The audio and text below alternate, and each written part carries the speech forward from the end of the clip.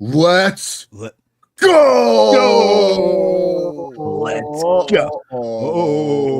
For the brand, ladies and gentlemen. What is going on, everyone? This is your WrestleMania 42 preview here on the Around the Point Network YouTube channel.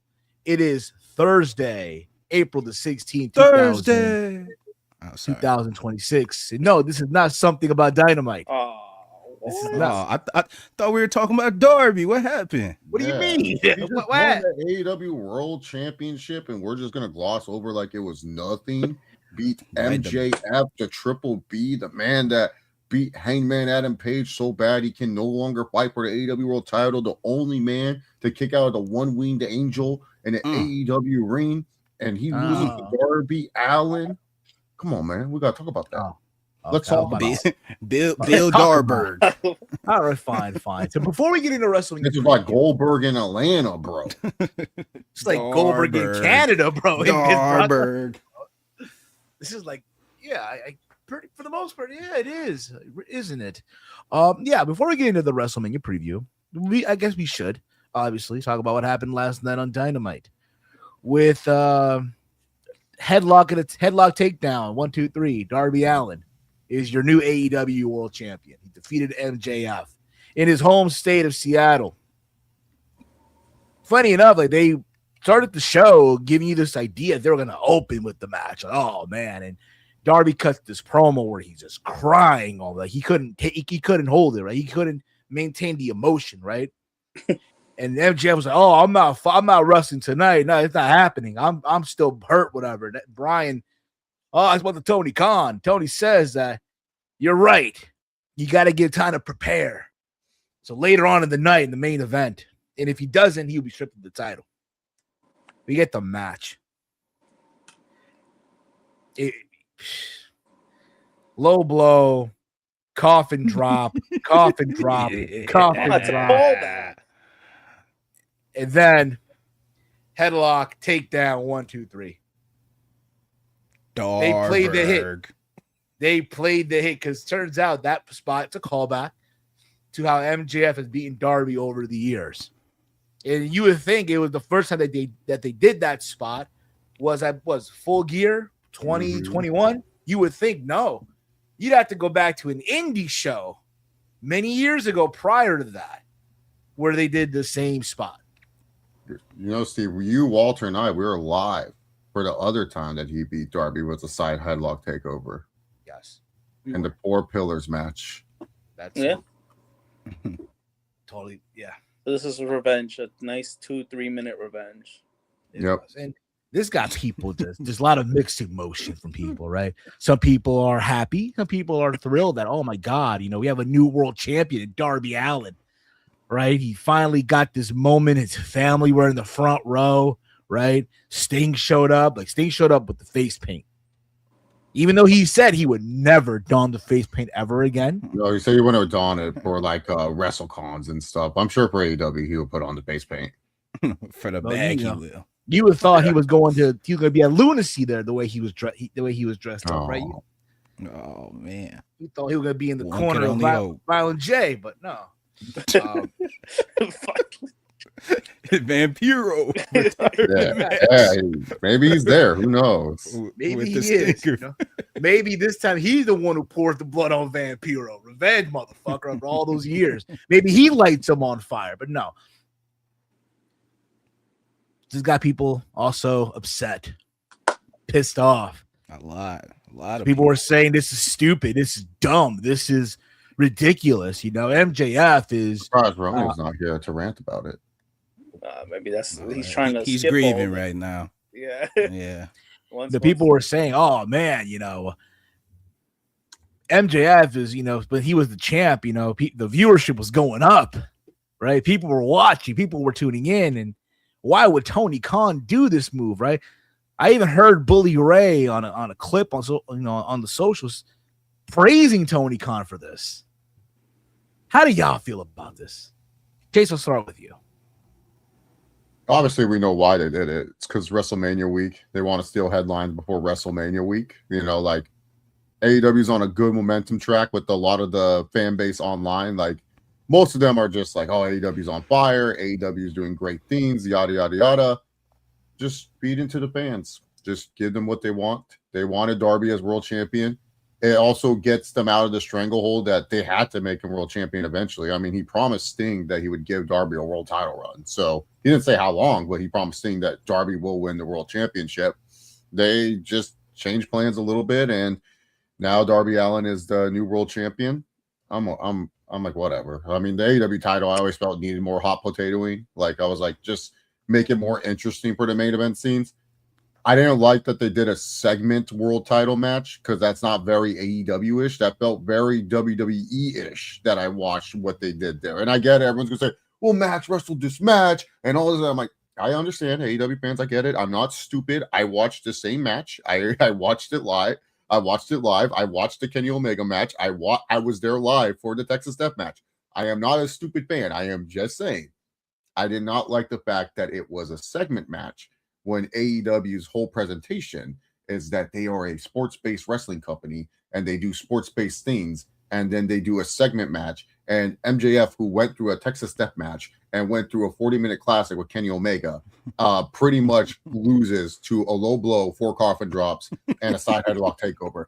That's my issue with it. It was not in a competitive match. It wasn't a match where, we see how smart MJF is. And I know everyone's going to say, well, MJF, he got squashed by Brody King. Well, the difference is Brody Keene's like this big-ass monster dude. Yeah, I can imagine Brody Keene squashing MJF like that. Like, that is totally fine. And it wasn't that egregious. It wasn't for the title. It was a title eliminator. I was expecting MJF to, and Darby to have a good, solid, competitive match. And then maybe Darby catches him with the side headlock takeover and wins the title. And then it feels more to the spirit of All Elite Wrestling. This felt like more of a WWE style, like, okay, we want Jey Uso to win the title. Let's have Jey Uso splash gun for 8 times and stuff. Like that's the way this match felt like to me, and that's my only problem with it. I don't care that they put the belt on Darby Allin. I think they had to eventually at one point put the belt on him. He's totally fine being a world champion for All Elite Wrestling. He is someone that they built up. They needed to keep building on the homegrown talent that has won the AEW title. Really, it's just Hangman, Swerve, and MJF as your only 3 homegrown stars that have held that world championship. The other world champions are all like former WWE guys.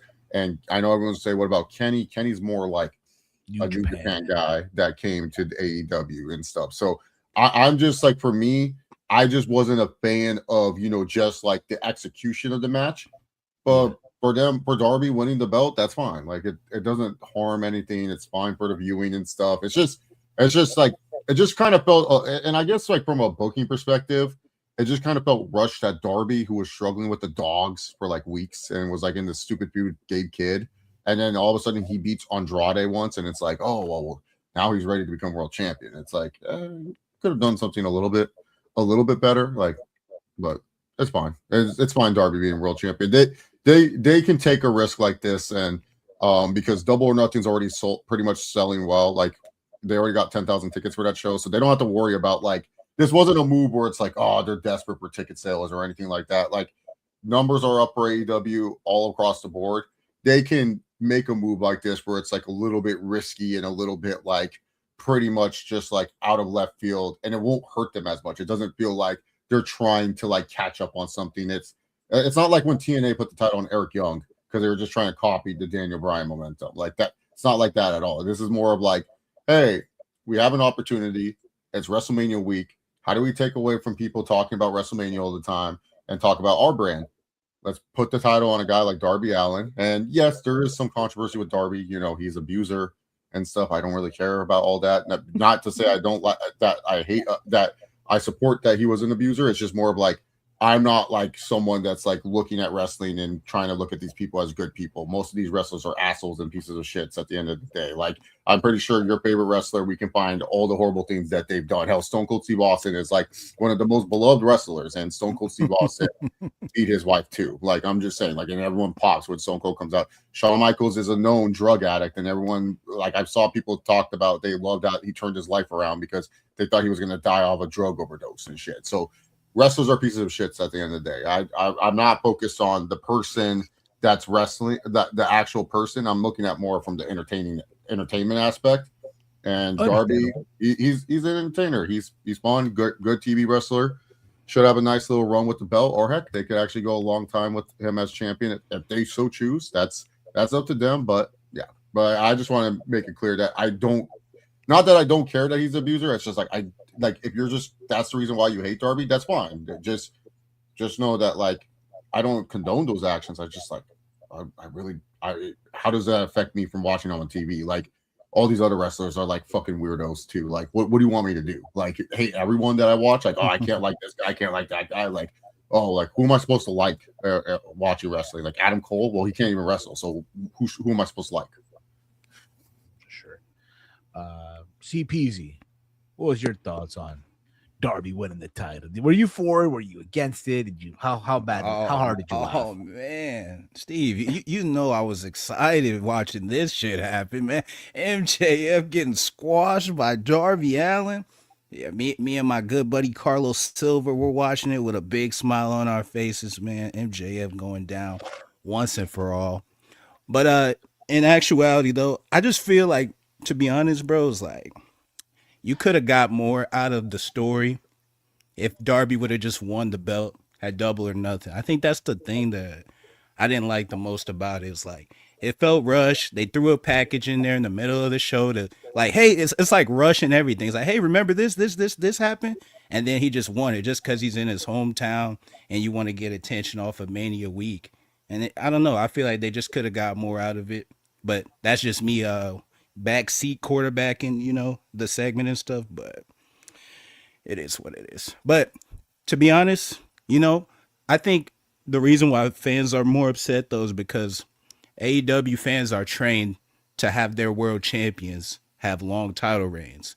So I think this kind of threw everybody off that because we all expected MJF to not lose a title match until All In.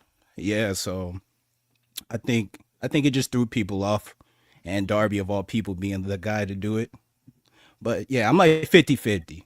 I'm happy for the guy. I just think the timing was off. And I think his win was for the wrong reasons. Like, not him winning is a bad thing, but the reason why they did it was for the wrong reasons. It's not like they're like going with Darby. So it feels like not genuine. But yeah, that's how I feel.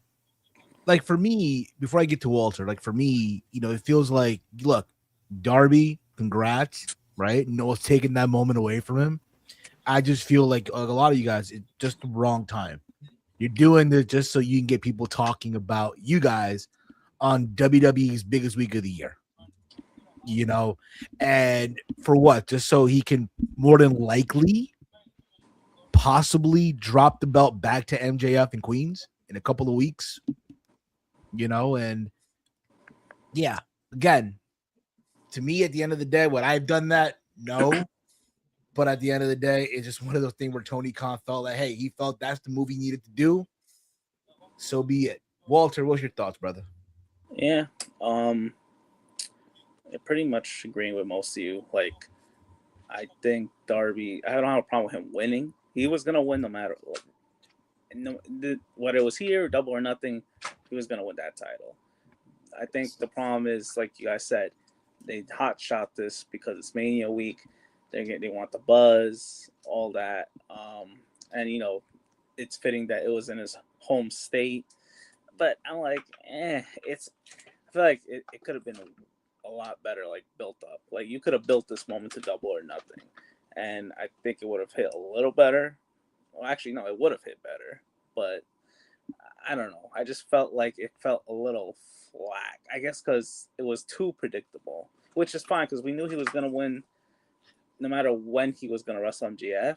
At least I thought he would have. But I felt like because the way they set it up, it was like, damn. Like, just like that, he's going to fucking win the belt.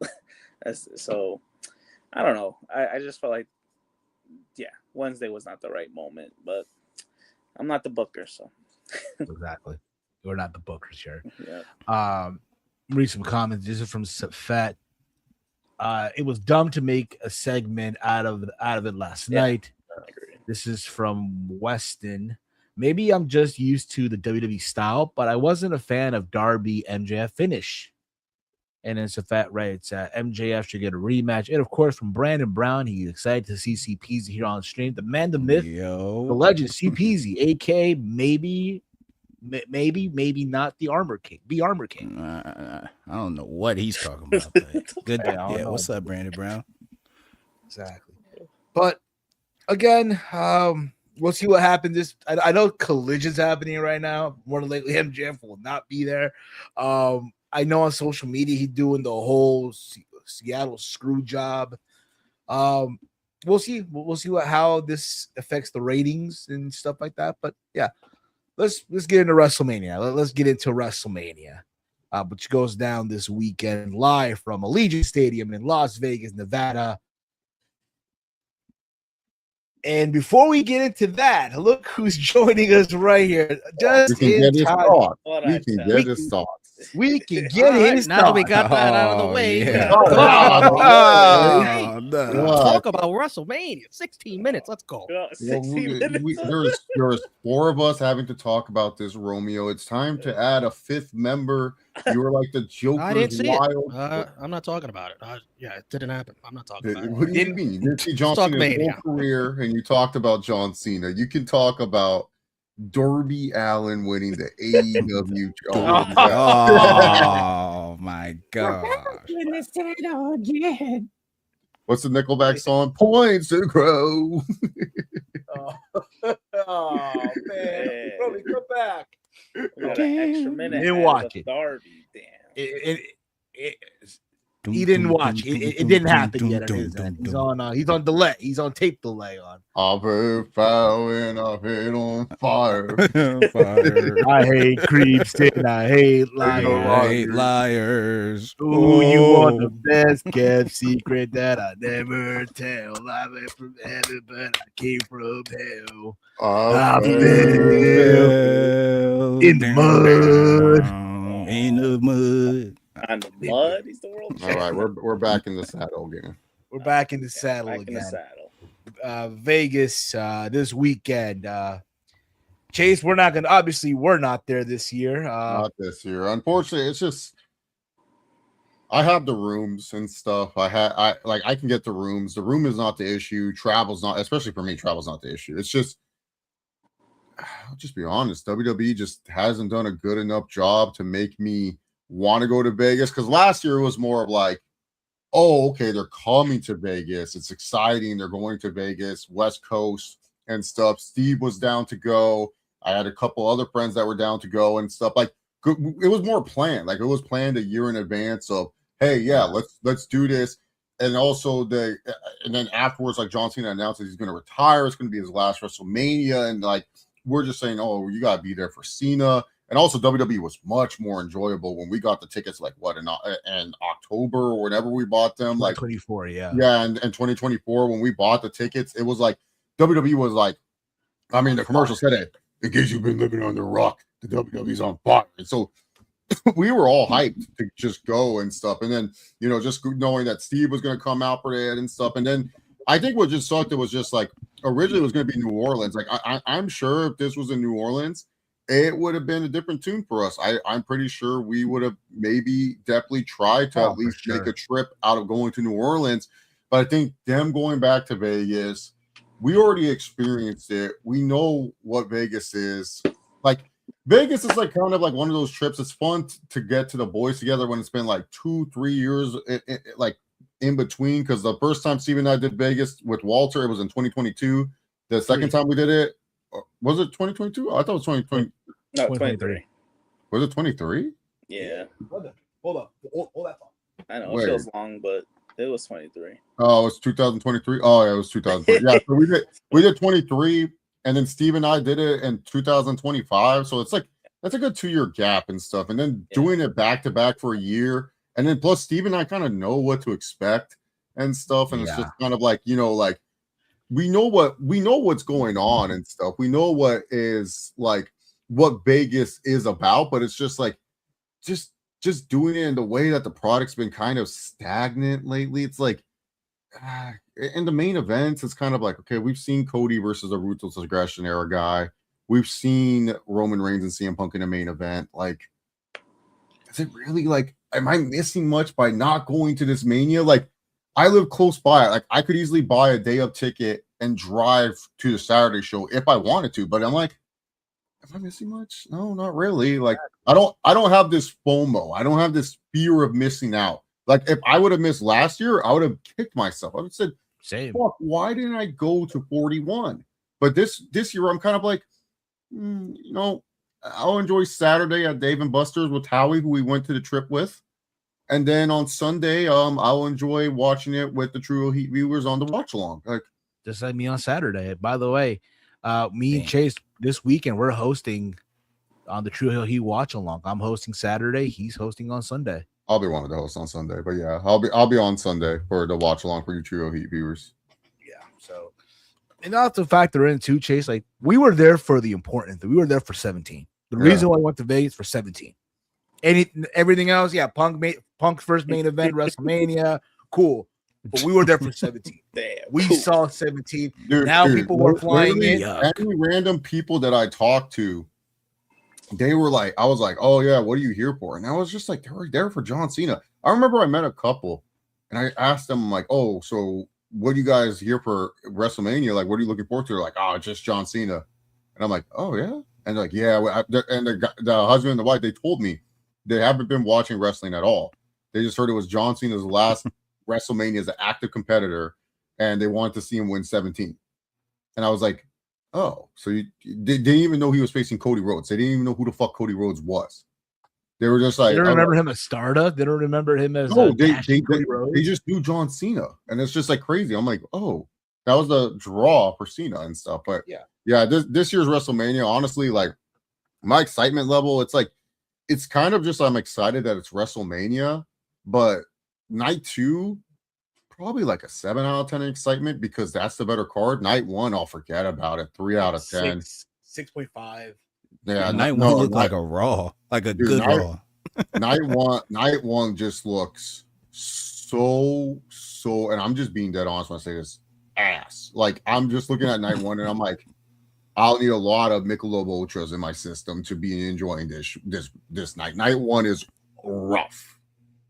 It is. We'll get into all this, by the way, and also for those of you that want to wager anything this weekend from WrestleMania, I'll even tell you guys the odds for each match, courtesy of Bet Online. What's the odds of Romeo returning? I give it a -120. Yeah, I give it a 85% on Polymarket right now. 85%. I'll give it 85%. But for me, like right now, Saturday's looking like it's like a 6, 5.5 almost. Sunday though, it's like, all right, now you got my attention. All right, he's back. Here you go. Back in the saddle again. Again. All right, I'll tell you one thing. You want me to tell you one thing about the Darby thing? I'll tell you one thing. I'll give you one. The beginning of the show, the beginning of the show where they have that segment, the fake tease, where they tease. He's out there sobbing, teasing very heavily. He's gonna win tonight. He's gonna win. It took me back to like when Mankind won. I was like, wow, that'll put some butts in the seats because I turned it right off. I turned it off. I thought they were going to do Jericho Triple H, like where he wins. Yeah, that's what I said too. And but then he doesn't walk out with the title like a dusty finish. That's what I thought they were going to do. Yeah. So you know how like mad people like change your channel. I changed the channel for a different reason. Romeo, you lived up to your word on like most of these marks. We respect that, Romeo. We respect that. And Walter and Steve, I'm serious. I may leave before the main event. You're gonna pull a WrestleMania 30. You're gonna pull a WrestleMania 34. I may back. I don't know that. I'll hear about it later, and then I'm back. I'm not gonna stick around and watch Darby perhaps beat him. I am not. I'm not gonna lie. If I did go to night 1. And if I did night 1, I honestly would probably just be like, and Randy Cody, I'm cool on it. Like, I'm good. Cool. I would probably just leave after like just night one. I'll just be like, yeah, I saw Gunther and Seth. That was cool live. All right, deuces, and then just dip and stuff. Like, I'm being dead serious. Like, night one, I'm not that excited. Night two, on the other hand, inject that shit into my veins. So night two could just be a Mania on its own. Like, just chop off. Night two's worst match is Jade and Rhea, and if that's your worst match, I'm like, okay, that's awesome. Right. Like, and then watch it be the opposite. Where night one I say stinks and it over delivers. Yeah, it's always like that. Yeah, bro. Watch, or if not, you know what? We're saying like our excitement level for this Mania, not so. It's kind of like there. And at the end of Sunday, yo, this Mania, bro. Whoa. It was like 31. Remember 31? Everyone like hated 31. Oh, I'm canceling my Mania trip. It's a cheat code. But you know what 31 though, which is like the funniest thing. People love that show, but then forget like when we bitch about new stars not getting pushed. Orton won, Cena won. Yeah, Lesnar, it was the Breakfast Club Mania. Undertaker buried Oogly Boogly. And then Oogly Boogly injured his ankle before the actual match and still wrestled on it. And Undertaker was like, "You dumb son of a bitch, ruining my." And they couldn't time Oogly Boogly and Undertaker. Remember they were trying to make sure the sun would go down. They were waiting. They were like doing all these ad breaks and stuff. And then it was like, fuck it, the sun's not going down. And just Oogly Boogly just go out there. And then there was no fireflies, and Undertaker's entrance looked like crap. Well, they were doing so much. They didn't have the TKO. Looking like the Caesar Palace again for Taker. Yeah, poor Taker. But yeah, no, WrestleMania 31. I think this WrestleMania, like Cody, he did like an interview like 2 months ago saying that it's like a sleeper mania. I think it will deliver match wise and stuff, like entertainment wise, it will deliver. But my excitement going in is still low. Like, but it's not like. I think this Mania, Mania 38 is probably the only other time I've been this low excited for a Mania. Like Mania 38, I didn't really, the most stupendous WrestleMania, I was just like, this is going to be crap. Stupendous. Yeah. I missed the taglines. But yeah, 39, I was hyped. 40, I was especially hyped. That was one of the best builds ever. 41, I was hyped because I was going. But then, what's it called? This Mania, it's just kind of like night one. They have to really over deliver night one, because I'm like, I don't know how I'm gonna be like loving this show. Night two though, if they under deliver night two, I'm gonna be so disappointed with this company. I'm like, dude, how do you fuck up this card? This card is literally like, holy crap! It's the best they can do, and with night two card, that's as good as it gets. I'm just scheming through it right now. Oh, yeah, this night two card's good. This night two, just add Io versus Asuka. That'd be nice, Yeah, that's all. We're all after Mania, buddy. We're all after Mania. Yeah, no. Yeah, we need to see Asuka finally give justice to that liar Io Sky. Well, that's not what's gonna happen. What? Come on. What are you talking? Meanwhile, night one. Please help save us. Save us. That's the show stealer. Well, I think this match could steal. I think 4 matches are gonna deliver on night one and only 3 on night 2. Oh, hot take. Night two strong, bro. Night 2 is strong. Yeah. I'll get into it, but I think 4 versus 3. 4 versus. Okay. So night 2 is like the hot girl with the bad breath. Hot girl with the bad breath. It'd be like that. It's like, damn, she bad, and then she started talking. You like, God damn. Oh, dragon breath. Oh, he's like the Loft House Party. Maybe she has some Cheetos that day. Come on. Some Cheetos. She got the hot Cheeto fingers, the red dust fingers. Flaming hot. So let's get into this, guys. Are you ready for this? Let's do this, y'all. WrestleMania. Let us know in the chat which match are you looking forward to. And as we preview, let us know also in the chat who you got winning each match that we discuss and all that fun stuff. So let's get into it. Let's start off with night one. We found out that 2 matches will be on WrestleMania Saturday. Will be on ESPN2. Starting at 6 p.m. We start off here with the Usos and LA Knight. Yeah. Teaming up against the current reigning and defending World Tag Team Champions of Logan Paul and Austin Theory of the Vision. And, of course, I Show Speed. You can catch that on ESPN2 at 6 p.m. Eastern. The odds for this right now, if I can find this real quick here, bear with me here. Where is this? Where are the odds for this right now? No, you have to scroll through all the WrestleMania props that they have. Yeah, exactly. Yeah, that's what it is. Right all the rep bumps. How many rep bump mats? Is Tom Brady going to get involved in the match? Will there be a female nip slip? Will The Rock be there? Will Jake Paul be there? Will I Show Speed take Jake? Will Snoop Dogg be in the crowd? Is Vince McMahon shown on screen at Mania? Technically, if they do a video package, he does get shown on screen. Oh, yeah, you all right? Welcome to WrestleMania. You gotta do. They don't got that. All they got here is props. Yo, what the fuck is this, bro? Oh man, okay. Here we go. Usos LA Knights a minus 650. The Vision and I Show Speed is a plus 375. That's where we're at right now. Now, you guys seen on Raw that I Show Speed. You know, he's been cursed by Danhausen. He got cursed by Danhausen. What a shame. He used the Nux to hit LA Knight. LA Knight went to his house, attacked him on his live stream. And now basically who's gonna help him, right? So the Vision, that being Logan Paul and Austin Theory, like, hey man, we got your back. We saw him on Raw this past Monday doing some training, right? Taking out some guy from the PC. Right, the fact is it's also his first official match, even though he wrestled at the Rumble. Right, that was his, but excitement level for this. It was last year. Logan Paul, through the roof. As far as who wins here, I'll go with the upset. I got the Vision and I Shall Speed getting. Chase, who you got? Babyface team. Babyface, okay. Yeah, I Show Speed's curse.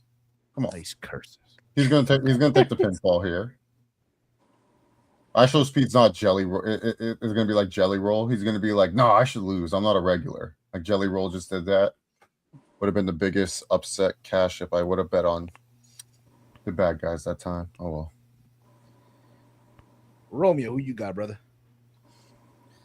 Yeah, there will be yeeting. This is the opening match. Babyfaces usually go over in opening matches. Speed is cursed. You can't ruin Danhausen's curse this early.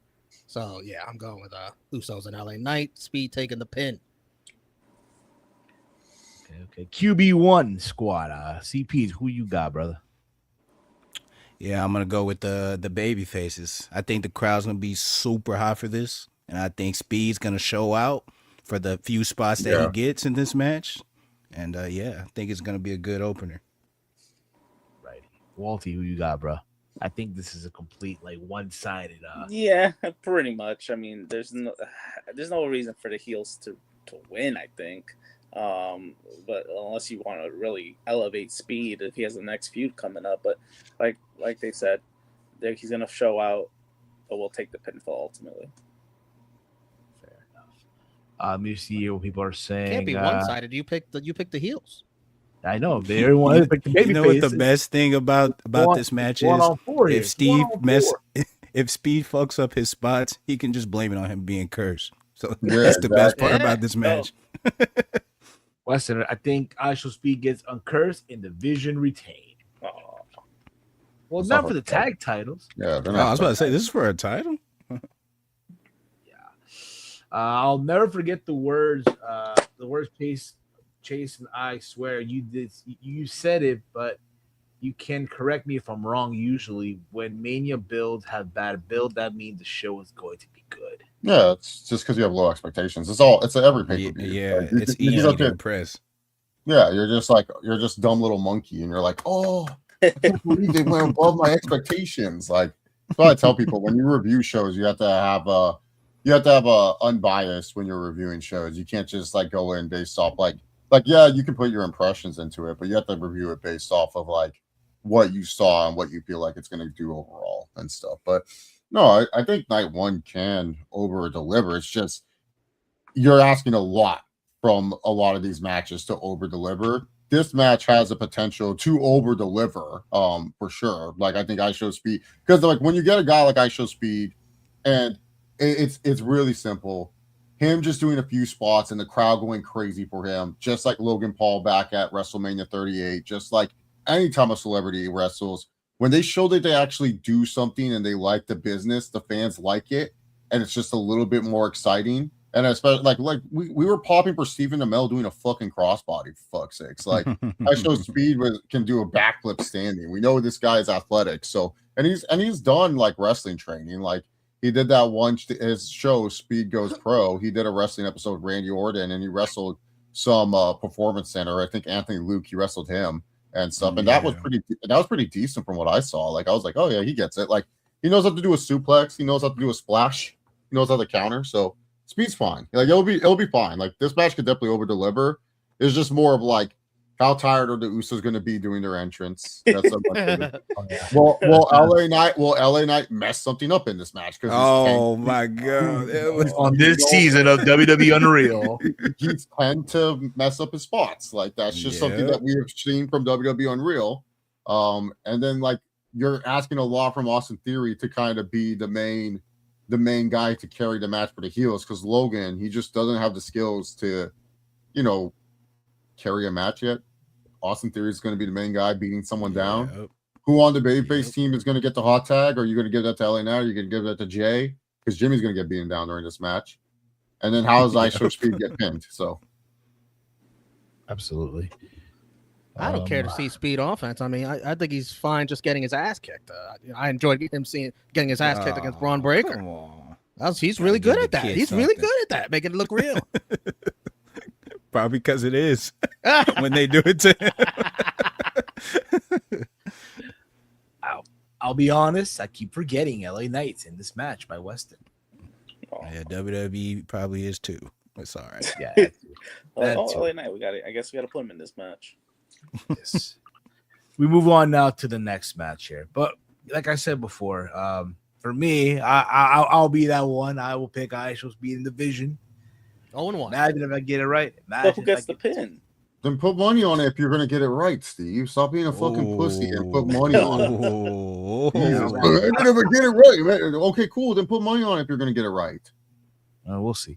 Yeah, that means nothing. Just yapping. No.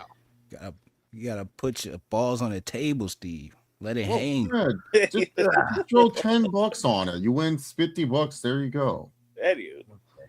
We move on to the next match here. Drew McIntyre versus Jacob Fatu. Unsanctioned match.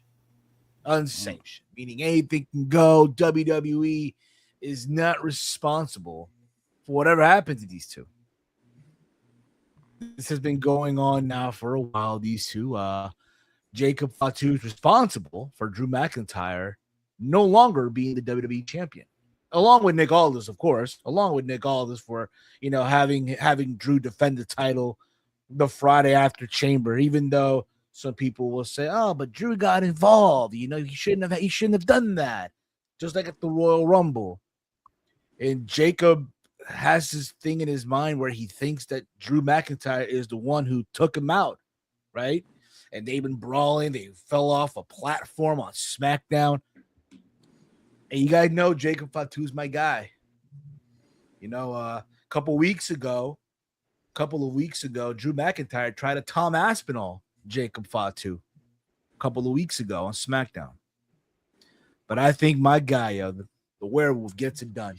He beats Drew McIntyre at WrestleMania in this one. Walter, who you got? Yeah, I gotta go with, obviously it's my guy as well. So I gotta go with Jacob Fatu. I mean, there's obviously they've been going back and forth on SmackDown, literally doing every brawl possible. So I wonder if it's mostly gonna be, are they gonna treat this truly like a street fight, like outside? Are they gonna find the crowd outside the arena? I doubt. Outside the stadium, I should say. I doubt that, but I'm actually looking forward to this match. I think these two, they want to prove a point too, because honestly, they could have been in the main event. They could have probably made this. Could have been. Could have made a four-way. They kind of want to. They probably want to show off, and if the feud continues, maybe Drew wins. But I think they'll get Fatu to win. I'm gonna go with Jacob. CPZ, who you got, brother? Yeah, I got Jacob Fatu winning this. I honestly think this is kind of like a must-win type of thing for his character, to be honest. So, but yeah, I think it'll be a good match. There you go. I'm expecting color in this, you know? Yeah, me too. Oh. Me too. I expect color in this one. What you got, Romeo? Yeah, here's one of the matches that is going to deliver on night one. I got Fatu winning. He has to win. Drew said some pretty nasty things about him. I'm sure he's going to have more to say on SmackDown or whatever. And, watch Fatu fly off of something pretty tall to end the match. Yada mean. And, of course, Chase. Yeah, it's a shame that Allegiant Stadium's a little bit far away from the Strip because they could have easily had some good spots set up of like just brawling throughout Vegas. But Allegiant Stadium, and Steve knows this, bit of a walk from the Strip. It's not close by. A lot of people were like, I've seen people, and I'm like, you have not been to Allegiant Stadium. It's not close by whatsoever. But yeah, that's like the same thing with the Superdome in New Orleans. Yeah, it's not near Bourbon Street whatsoever. But I expect some good creativity. It's good that this match is on ESPN too. I mean, it's definitely one of those car crash matches. They can be creative with it, kind of like Roddy Piper Goldust, and like maybe like it goes on throughout the whole night. That'd be fun. I mean, it is an unsanctioned match. You don't have to finish it right away and stuff. It can go on for the rest of the night, and that could be a hook to those who have ESPN2 being like, I should sign up for ESPN Plus. Does my cable provider give me ESPN Plus? I want to see the finish of Fatu and Drew McIntyre. Maybe that's a little bit too creative, but yeah, Jacob Fatu's winning. Like, why does Drew need to win this? Like, he doesn't need it. He just lost the WWE title. He's a former WWE champion of the year of 2026. You're most likely going to crown a heel champions. He fits with either champion that you're going to crown, and Roman and Randy as potential feuds. Yeah, Jacob Fatu, you got to go with this guy. He's the guy that they've been wanting to push for a while, and for whatever reason, they go all gas with him, and instead of no breaks, they break it way too many times. And this time, they should go all gas, no breaks with Jacob Fatu. He's a potential good star for them, and I know he's not the youngest. I know it. I know people look at age and they freak out. Oh, he's 37. Oh my God! Like, who cares? Like, he's talented. He's great. Make him champ. It's fine. Absolutely. And for those I have a question for Chase and Romeo. Is this match between Drew McIntyre and Jacob Fatu gonna be better than Jacob Fatu versus LA Knight? That's a benchmark. It's one of the best matches in WrestleMania history, according to the Best of WrestleMania stream. Well, it is interesting, Chase, that they put the two car crashes on for ESPN each night. Yes. Yeah, well, they have to. That's the way, because casual fans, like, I'm sorry, I can't. If you go to your casual fan and you tell them, hey, what's your favorite match, Chase? I am not showing them like any actual wrestling match, because you gotta start them off with something where it's like, oh, this is fun. This is like dumb monkey clapping, and then they can get into actually being fans and liking the actual regular wrestling matches. Like, could you imagine if they put like the women's tag team? If the fans would be like, oh, this is what ESPN paid for? I'm not watching this. Hey, I'm gonna go watch something else. There's playoff basketball on. Like, go watch Lakers and Rockets, like, instead of watching freaking the women's tag titles. Like, this is easily designed for people who don't watch wrestling. And the two matches that they put on, one has an internet celebrity that is very, very fucking popular, and I show speed.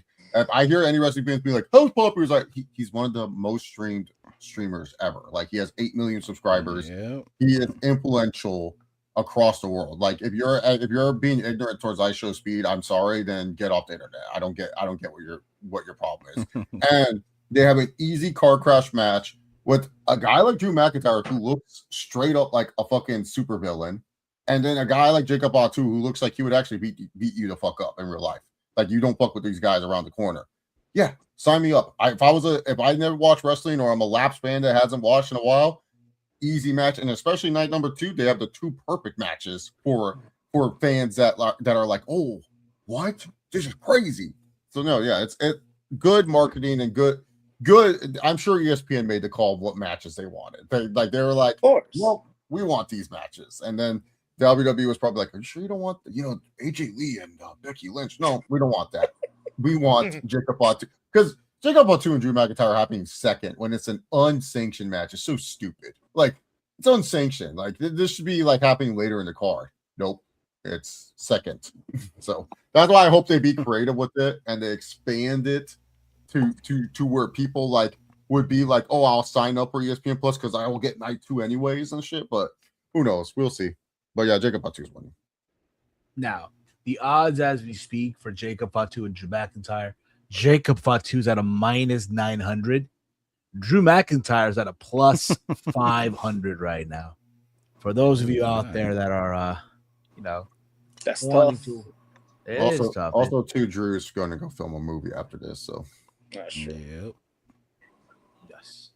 So let's move on here. I know you guys have a lot of interest in this match because the ladies that you guys are supporting are in this match.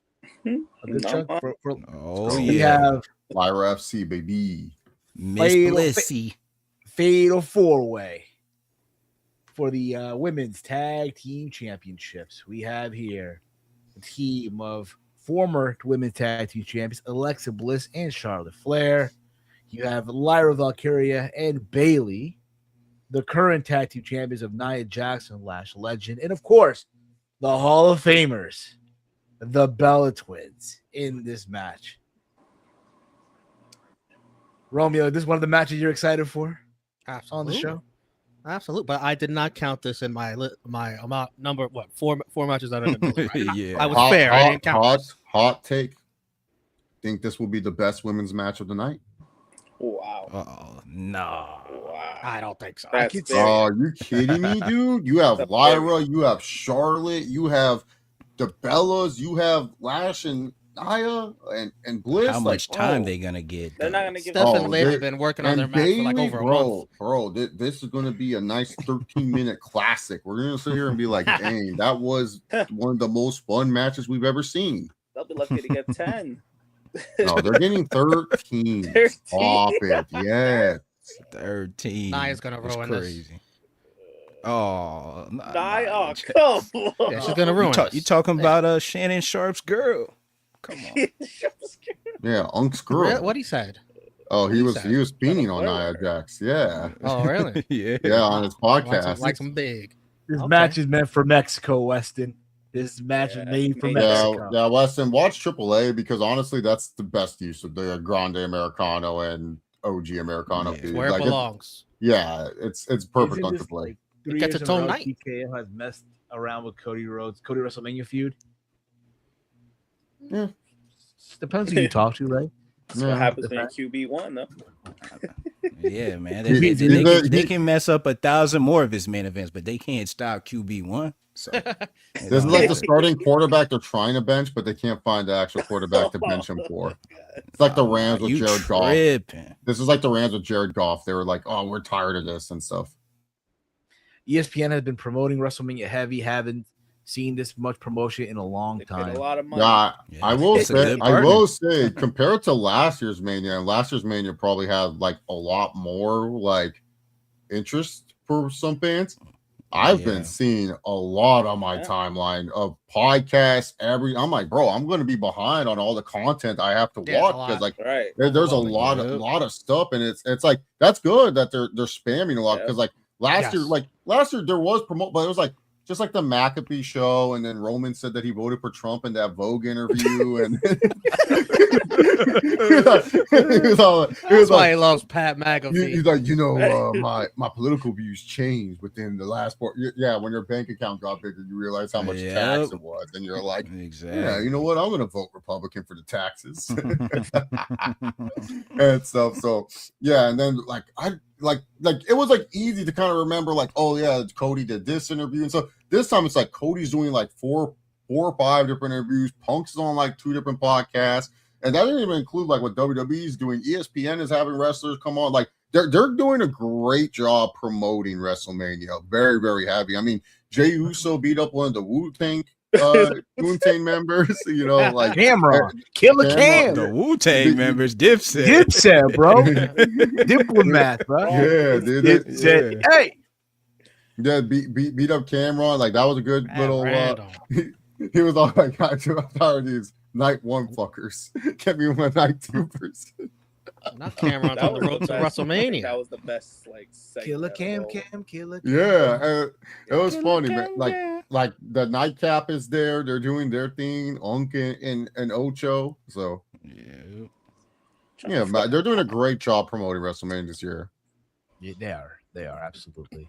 But back to this tag team tournament, Steve. I am just gonna be here to tell you that Lyra FC, we are back up once again, undefeated at WrestleMania, back to back, going to win and become the new women's tag team champions. This you talk about long-term storytelling. This is the long-term story here. It's supposed to be Lyra and Bayley last year, and then selfish Becky Lynch attacked Bayley from behind and then manipulated the poor bird lady and Lyra Valkyria, manipulated her, used her, stole her Intercontinental Championship.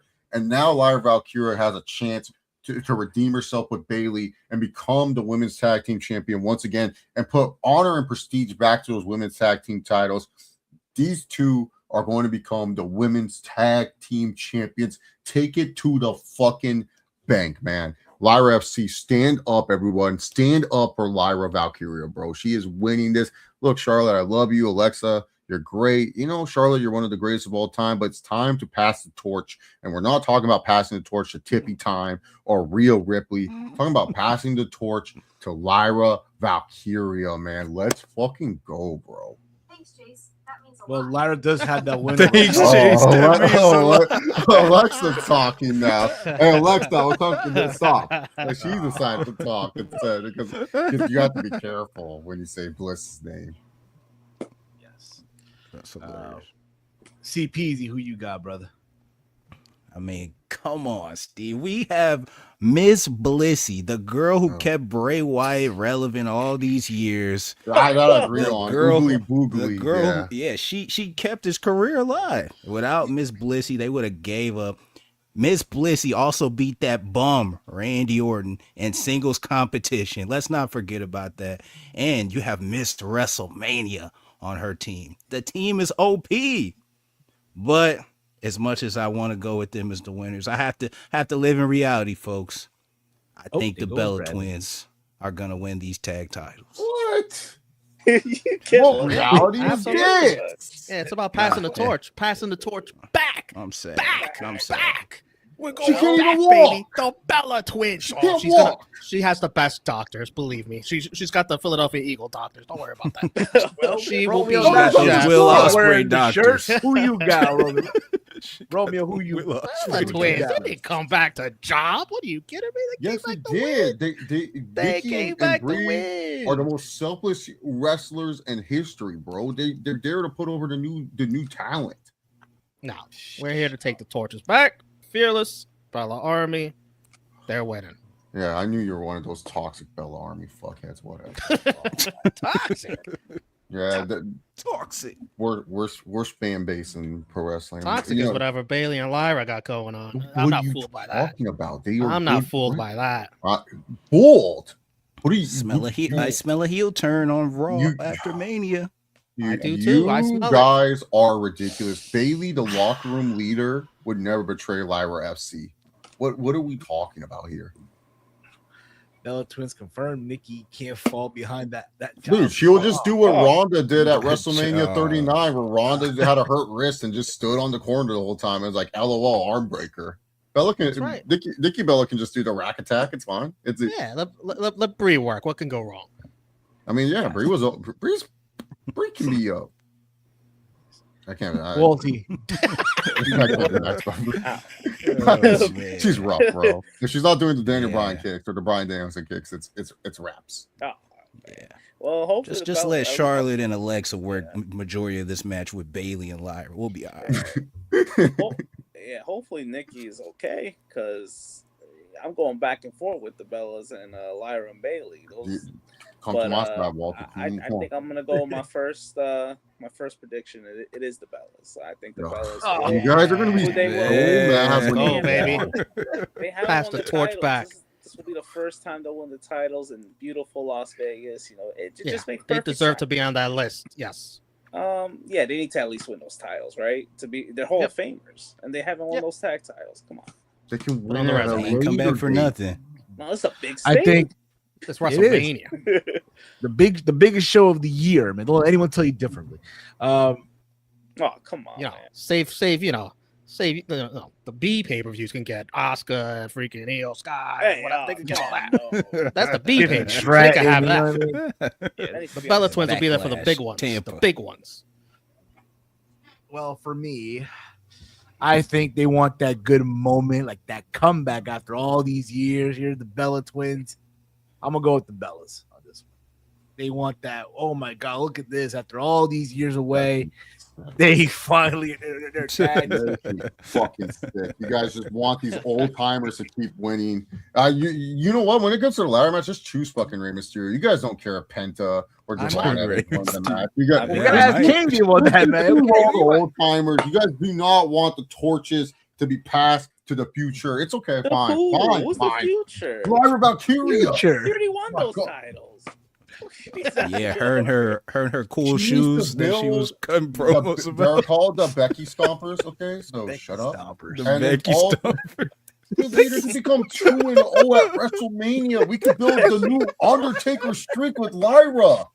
The bird streak.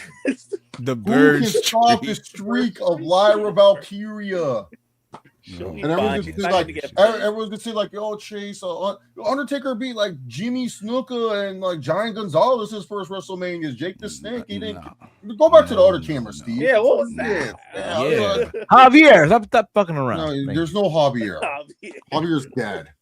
Just like your my guys' God. hopes and dreams when Lyra and Bailey become and new tag team champions. You guys are crying that the Bella Army doesn't win. You guys are just gonna go rewatch Total Bellas. You guys can just do that after after Lyra wins and becomes new tag favorite champion. Show. Okay, let's. But for those of you that are wanting to wager on this match, Wager. Who could be the favorite? Wager some funds on this. Gonna wager on this. Bailey and Lyra Valkyria right now are the heavy favorites at a minus 165. Oh my God! Come on. The Bella Twins are a plus 115. Put your money where your mouth is. Yeah, I wouldn't call it heavy favorite, Steve.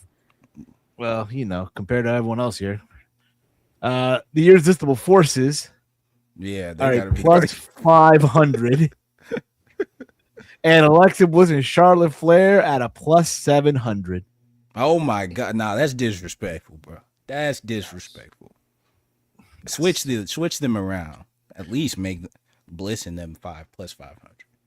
Yes, let's move on here. Let's move on here to Seth Rollins. Why don't you put your money where your mouth is? But y'all should put money on the Bella Twins. We think they're going to win. Seth Rollins versus Gunther. Ugh. Oh, what's that? GLP-1 on a pole match. Well, it's good to know that Seth Rollins is back in time for WrestleMania. That's good to know. I want to believe this was going to be Gunther versus Seth Rollins. Bad. Braun Breaker. What do you mean you want to believe? Braun Breaker versus Seth Rollins. In the jungle, the mighty jungle, the lions sleep tonight. But this is all because Gunther is doing a favor for Paul Heyman, and he wants a big favor in return. Also factor in that Gunther is not happy that Rollins is calling himself one of the best and stuff like that. And let's factor this in too, right? Some my career ass storyline. Let's factor this in as well. If you would have told me, when Gunther retired John Cena, then retired AJ Styles, right? That, they're not going to plan his Mania match until just a couple of weeks until WrestleMania. Oh, he's wrestling Seth Rollins, by the way. That's what's happening. And here we are. Am I excited for this match? Not really. No, you're not, What? Steve. Yeah, there you go. I mean, There granted, you go. look, to be, let's be honest. This is a good in-ring match that every Mania it is. needs. Yeah, What are don't we get me wrong. talking It's about? a good in-ring match. It's a good But wrestling are we match. excited for it? But am I Fuck excited for this? What? At a WrestleMania? Yes. This is a WrestleMania level match. Be an These two all-time don't even WrestleMania touch. match. They These didn't they two do this shit never on touch. Raw and Yes, yes, they ago, have. it was Walter in Never Europe. touched on a like big twice. And he stage went to where it you're like on that the no same contest level. or some shit. Like we're now on the you have same this- level. The On question the is, same level. does Braun Breaker get involved here? I say No. yes. No. yeah, he's gonna get I'm- involved. As Keep far as the Oompa winner Loompa- goes here, keep the Oompa Loompa wall away from this, and then just freaking let these two have a banger. as far as the winner goes, Why do you keep going back and forth with the match graphic? We know what the match is. I know. I'm sorry. I'm sorry. Okay. He's so tired. He needs to fidget with stuff. It's like the person that's driving, they're like, oh, I'm not tired. And they keep fidgeting with the radio and the air conditioning to keep them up as they're driving. Okay. Golly. Got you upset. I'm going to go with. Because you keep fidgeting. I'm like, why? We know what the match is. I'm going with Gunther on this one. I'm going to go with Gunther. Chase, who you got? Gunther. This is going to be a great match. This is probably going to be the match of WrestleMania weekend, unless Roman Reigns taps into 2021 Roman Reigns and he starts chain wrestling with CM Punk. But, you know, it's going to be a tremendous match.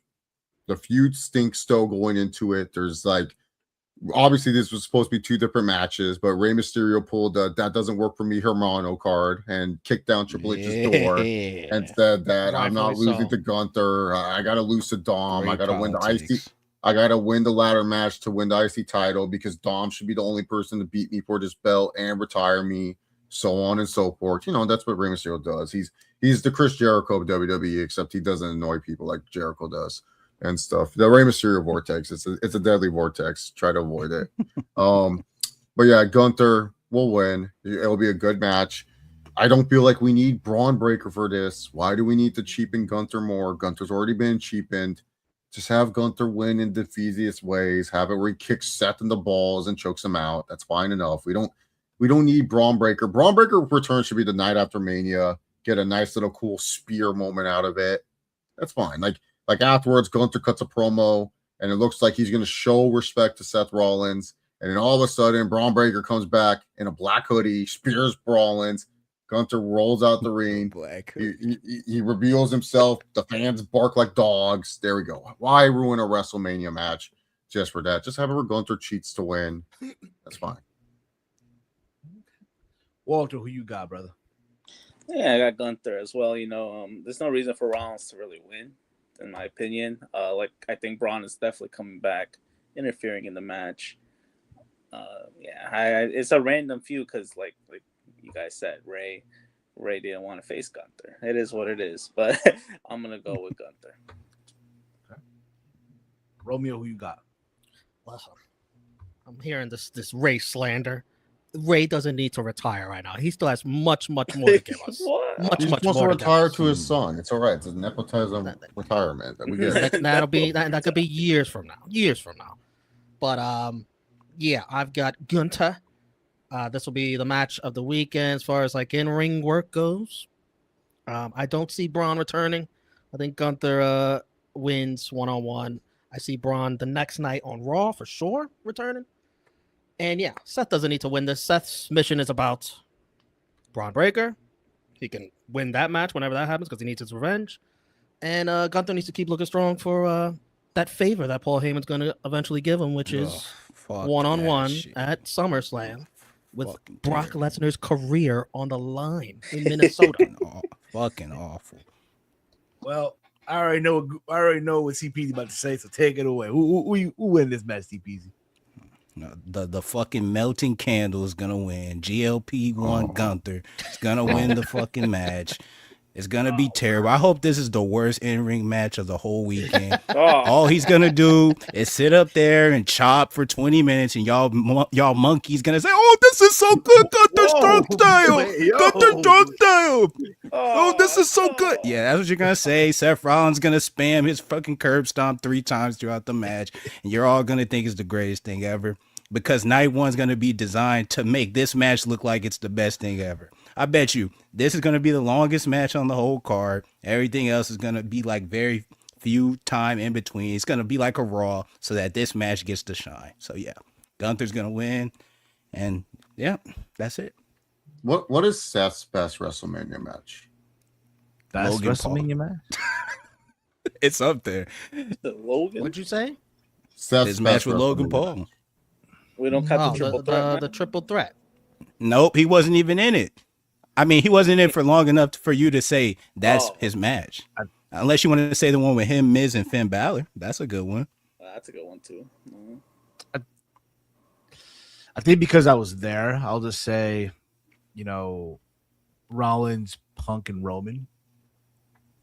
Keep in mind, I was, me and Chase were there. So all matches where there's two other guys in the ring with Seth Rollins are his best matches. So what's his best one-on-one match? That's the triple threat I meant, the one that Steve said. Did you thought I meant the Roman Brock one?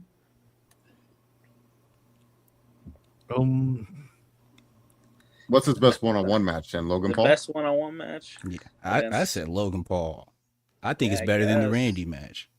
Yeah, it's better than the Randy match. Yeah, the Triple H match. The Triple H match is forgettable. And the Universal title matches. Cody Rhodes tried to hype that match up, but it's not. Yeah, good.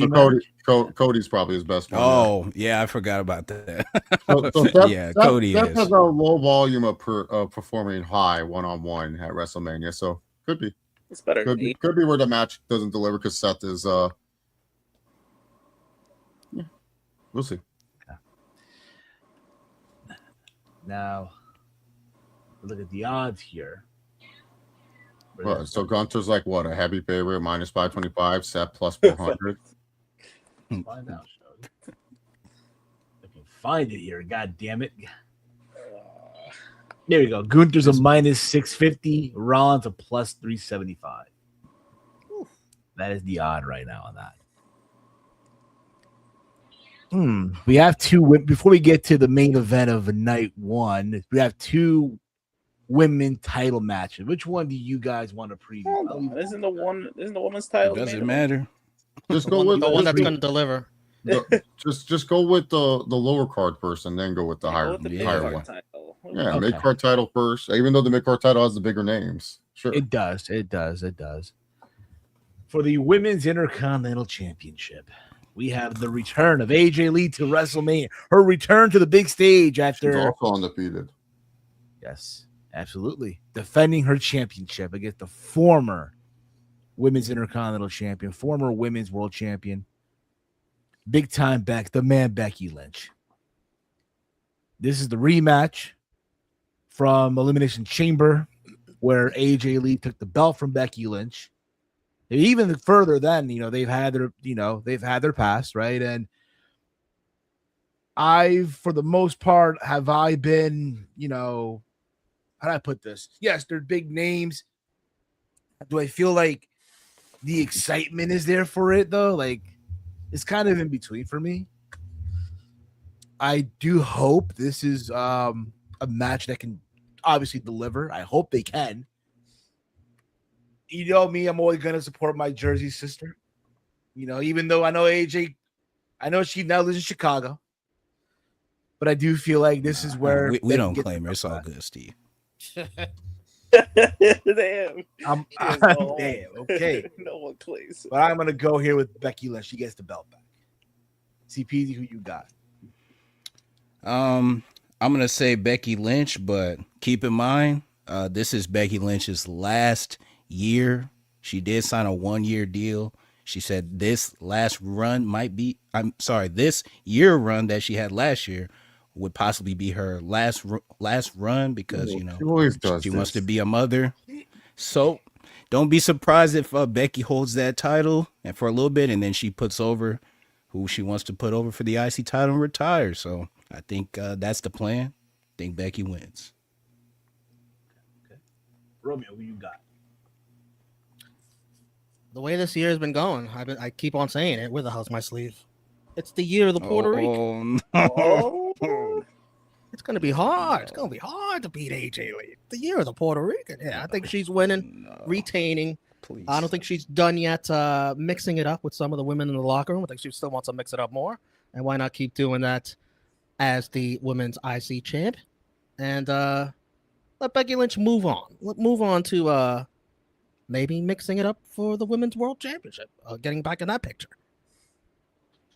Could be. Chase, who you got? The way that they built this story, it's so weird that Becky has to chase a win over AJ Lee. It's like a heel chasing the babyface to beat the babyface.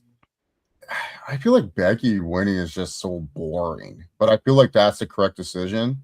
But at least with AJ Lee retaining, still got a lot of good matches out of it. So I'm going to go with AJ Lee retaining. I think that's the far more interesting outcome. I'm sure Becky winning is the correct decision. It's like the one that a lot of people are predicting. But I think AJ Lee, she could pull it off. I think AJ Lee, like, we don't know the backstage politics that AJ Lee has. Like, maybe she's found a way to out-politic big-time Bex, and she finds a way, and Triple H goes, no, she brought up a great case, Becky. It just made sense to do this right here and stuff. So, yeah, I got AJ Lee. I think AJ Lee could retain. Much more interesting matchup. She can feud with Roxanne, which everyone wants. She can feud with Lyra. She can feud with a bunch of fresher faces. Like Becky winning the IC title, like who's she going to choose to put her over? What, Lyra again? Like I would love that. Lyra 2 belts be probably one of the greatest images in 2026. But back to Maxine. Yeah, like back to like, there's not a diss towards Becky, but it's just like Becky could be better served helping the women's world title scene instead of the IC title scene. Like she's already done her business there. Go back to the world title scene. Help out that division that sorely needs a little bit of help, needs a little bit of injection. So yeah, I mean, she was trying to feud with freaking Natalia for fuck's sakes. Like, what are we doing? Bellas and AJ winning at the same night, WrestleMania, baby. Passing the torch party back. like it's 2000. That's 2015 all over. Saving the business.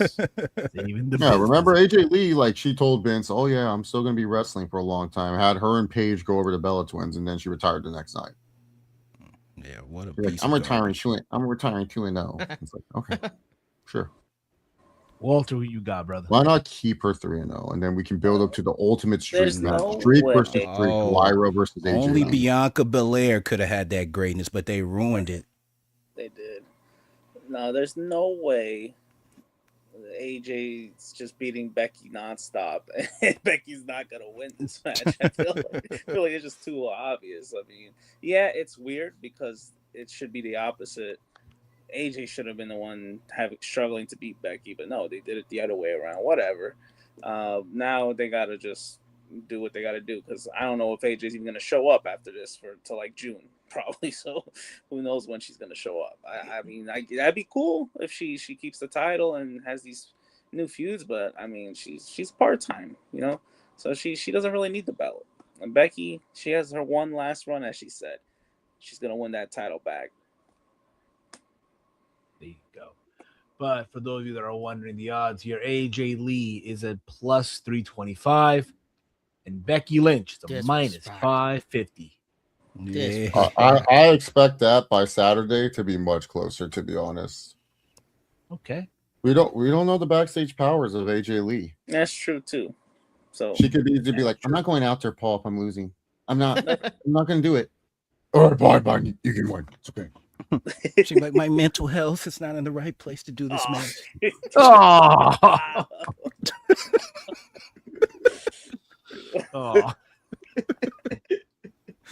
AJ Lee should have paid someone out by Weston. Oh, that's bad booking by WWE. They should have saved this one-on-one at Mania, but because the Elimination Chamber wasn't selling well, they're like, well, throw AJ Lee on the card. Hopefully it sells more tickets. Yeah. Okay, let's move. Now, this is the match that I got a lot of interest in. For the Women's World Championship. Stephanie Vaquer defending the title. Why would you say it like that? What the? Well, yeah, why you sound so sad about it? The pride of New Jersey. Kind of bring it home. The one, the only, the winner of the 2026 Women's Royal Rumble. The one, the only, beautiful, gorgeous Liv Morgan.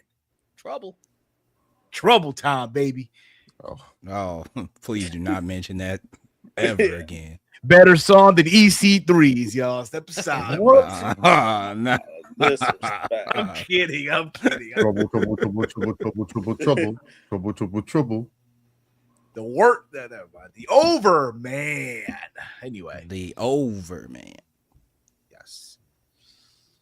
So yeah, man. Look, Liv Morgan won the Royal Rumble to earn this opportunity, right? And we've seen the exchanges, right?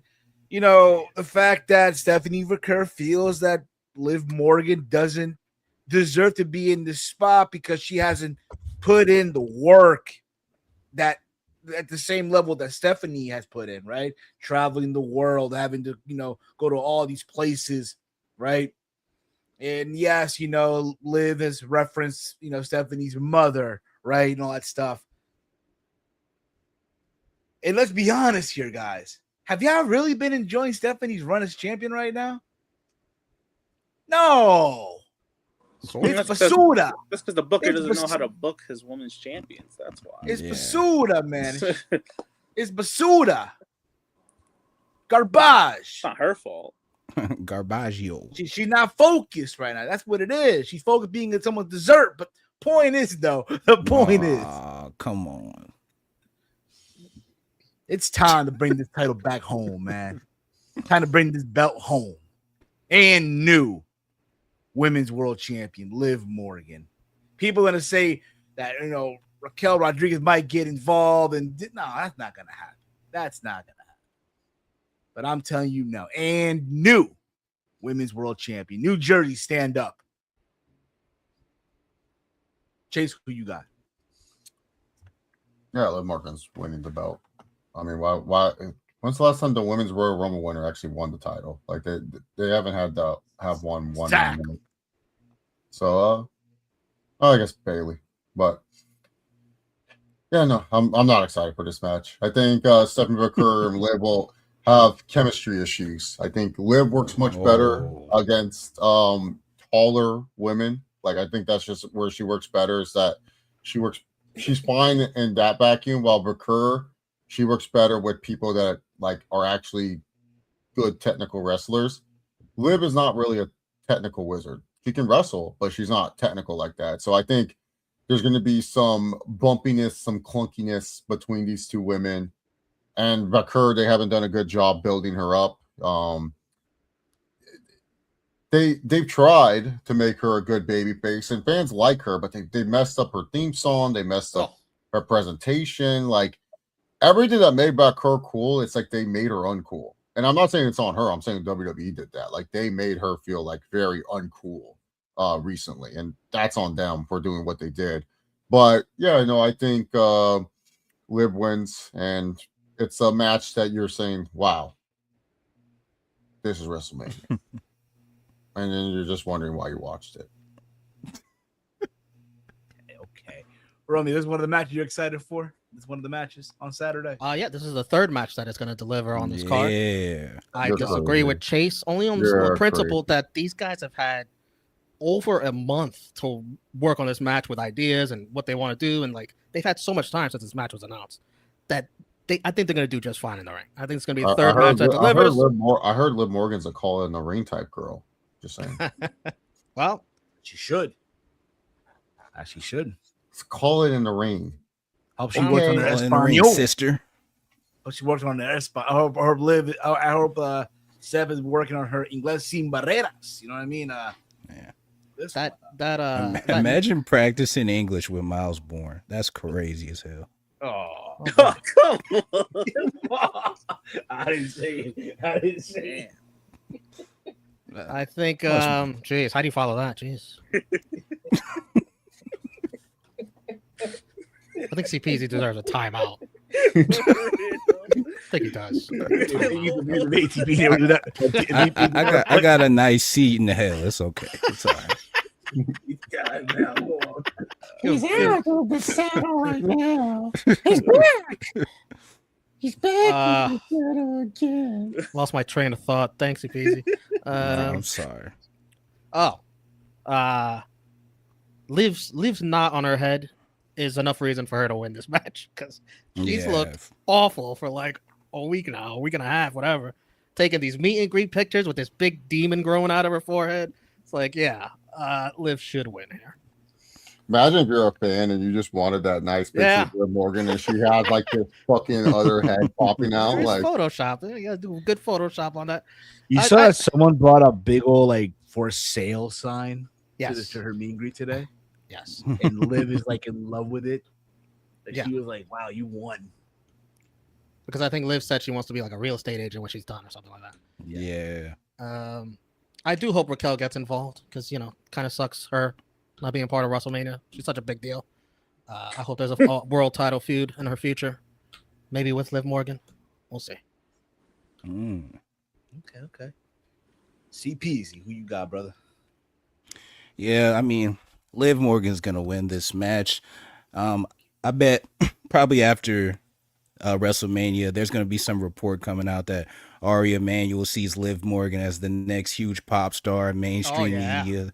And that's why they dropped that music video and they're going to push her to the moon. So, yep, I got Liv Morgan winning. Another reason she can't lose. Got a music video out. Yeah, she's a huge artist now. It's going to be the remix with Karol G. You heard it here first. Walty, who you got, brother? Yeah, I forgot about that. Once y'all said the music video, I'm like, damn, I think Liv's probably winning. But, no. I do think I'm going to stick with Vakir for now. I mean, it's a long shot, but... Oh, hell no, Walty. Oh, hell no. Wow. Go on time. Peruvians for Vakir.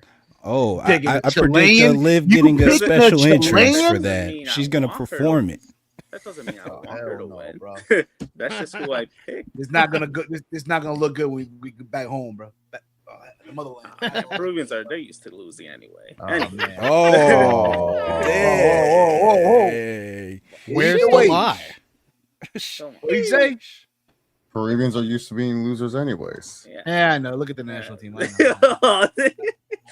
Just like my Real Madrid yesterday, bro. Just like Barcelona on Tuesday. Back on track, pal. Can't even get a WWE tour date like Chile got. Yeah, that's true. Hey, we don't deserve one. We don't deserve one. Right now, we're going through elections right now. We don't deserve a tour date right now. Things like that is like, it's tough. Liv could definitely win, but it's because I'm basically spoiling the next match for like my prediction. But I just don't see every match becoming a new champion, So I feel like one champion's got to retain, and if it's gonna be one, at least for me, I think it's going to be Vakir. Come on. We already know who that one champion that's going to retain is. It's happening at night number 2. No, I'm talking about night number 1.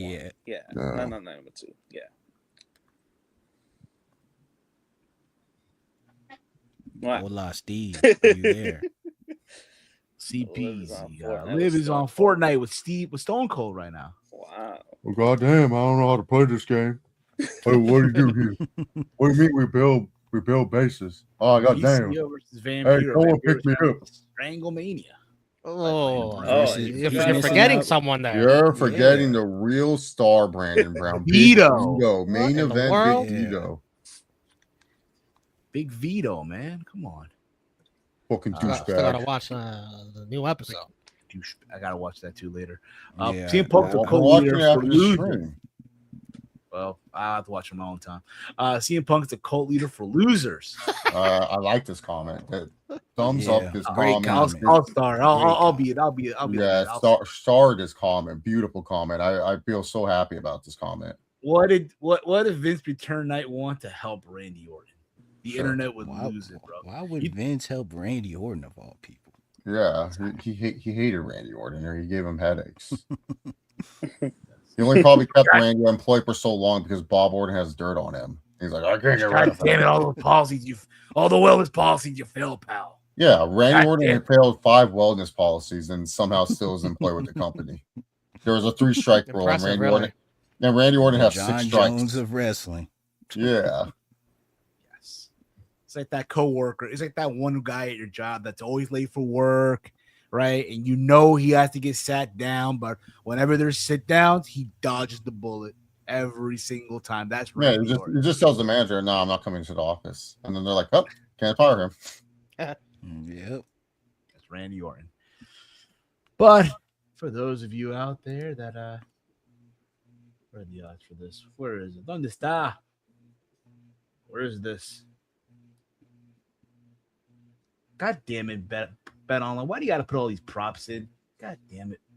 That's on you. You should have been prepared before the stream. Yeah, I know. All right, come There on, you go. Steve. We're Liv Morgan's a professionals here. minus 600. Jeez. Stephanie Vaquer's a plus 350. There you have it. I'll There take you it. He said, Sure I'll you take will. it. I'll take I feel that line will get closer. I think Becker will probably close at like plus 250. Could very well be. And then What we do you know? get You never bet on wrestling. I'm giving you my I know. insight. You very well could be. What do you mean? You never bet. It's possible. Put some money on the Bella Twins then. They're at plus. They might be favorites by the time Saturday rolls around. Put some money. Puede ser. Now we got the main event of Just night all number one. talk. Oh, baby. The big one. The big one. To save the man. business. To This is save on the middle of the card. Wow. This To is why I'm save- watching the show. to save the business right here. You have the QB1 of WWE, Cody Rhodes. Whoa, Steve. Wow. No, Cody you got to redo Rhodes. the intro. What I'm a sorry. troll. Rewind it. You just messed Okay. it up. Cody's face looks different here than from CPZ's picture. Yeah. Something's off. Well, you got to say Cody spent some time in Panama. You know, he went to Yeah. Panama. He's to train. Cuban. You guys got to remember that. Part Cuban. Oh, yeah. That must be him in You the know, summer. He was in Calle Ocho. He went to Calle Ocho in Miami. He went to Little Havana. But we do have the QB1, the reigning and defending undisputed WWE champion, Cody Raheem Rhodes, defending his title against the winner of the men's elimination chamber, Randy Orton, alongside with Pat McAfee. Now, I know there's a lot of people out there who are upset that Pat McAfee is involved, and I understand, but you do realize that, you know, tickets have been moving. And 6,000. yes, thank you, Ari Emanuel. Ari Emanuel wanted Pat McAfee to be involved. We saw what happened, right? Pat McAfee getting involved, attacking Cody. Cody Rhodes going to the Pat McAfee show studio, right? Destroying the set with the baseball bat, taking his title. I think, like, again, you know, there's a story there too, right? At one time, Cody was under the learning tree of Randy Orton in the Legacy. Right? I know they had that match, you know, in Saudi Arabia, right? A while King back. of the Ring finals. Yes, King of the Ring. Yes, a while back. But as far as, and also just not forget, you know, Pat McAfee said, if Randy does not win, then Pat McAfee's gone. He's not gonna, you know, he's leaving Forever. forever. Hell yeah, Tony Forever. I'm going with Cody Rhodes on this one. I'm going with Cody. Wow. Going with Cody McAfee Rhodes. again? Going with Cody on this one. I think Cody gets his win. Even though, at the same time, if they gave it to Randy, I would not be shocked either. You know, but Walter, who you got? It's tough. It's tough. I kind of spoiled it when I said Vaquero was going to be the only champion to retain. But, you know, I don't know, man. It's like they really made it that predictable saying if McAfee, if Cody wins, McAfee's out. But then again, I forgot, there's going to be some Jelly Roll involvement. So, they're going to try. They're going to even it out. As far as the match, I don't know. This could be the bleeding shits, honestly. I'm kind of scared. But Bleeding shits. Hopefully they prove me wrong. Headlock Randy. Yeah, it's gonna probably be too slow pace. But everyone remembers what 09 Orton did in the segments, but forget what he did inside the ring. Gotta slow down the pace, kid. Right. Yep. That's Randy. I'm gonna be safe. I'll stick with Orton. Orton's gonna be 15 time. Cody putting another young guy over back-to-back Manias. What a gracious QB1 we have. So fat right here. What if The Rock shows up? Rock is in town. Hey, you didn't show up. Hold your breath, buddy. That ain't happening. If it happens, it's a nice surprise. Hold on. The actual like Las Vegas Twitter account actually like quote tweeted that video with like the eyes emoji. Wrestling fans letting themselves down already. Yeah, eyes emojis for Jelly Roll. Weston right here. I think Randy Orton will win just because I think WWE wants Randy to pass Cena, then Cody to pass Orton in title reigns. Ain't no way Cody catching up. That's a lot for Cody to do. It is a lot. Unlike Cena and Randy, my QB1 is going to hold that title so long he don't need to catch up to 15, 16, 17 of those titles. What type of dumb shit is that? That's the worst logic in all of wrestling. I want to break the title record. What? That makes no sense. I know. That's stupid. Well, CPs, you let them know who you got in this match. Let them know who you got, brother. Unfortunately, WWE's booked by Triple H, and Triple H always says, well, if this happens, then where do we go from there? And so, that's probably Triple H's whole idea. Where do we go from here if Cody Rhodes wins this match? Nowhere. So, unfortunately, Randy Orton's going to win this, and I mean, it'll get some good media. You get a nice pose at the end of night one. Everybody's mad. You get a good picture of Orton and Pat McAfee. That can go out to ESPN and all that good stuff. So, as much as I would like Cody to win, he'll get his in the end. It's okay. Chase? Since they've been doing the 2-night formula, they've always had it where one night babyface wins and the other night a heel wins. So you have to alternate. WrestleMania, technically, if you want to be technical about it, the first ever 2-night one, the taped one, they didn't do that. But it depends on what you view as the main event inside the ring and everything like that. But since they're being live with the fans, babyface, Stone Cold won. Heel, Roman Reigns won, even though Roman Reigns is not a heel. Babyface, Bianca won. Roman Reigns won the triple threat. Stack them, pin them, yada, yada, yada. You can look at all the other things and you'll see. That's what they've done.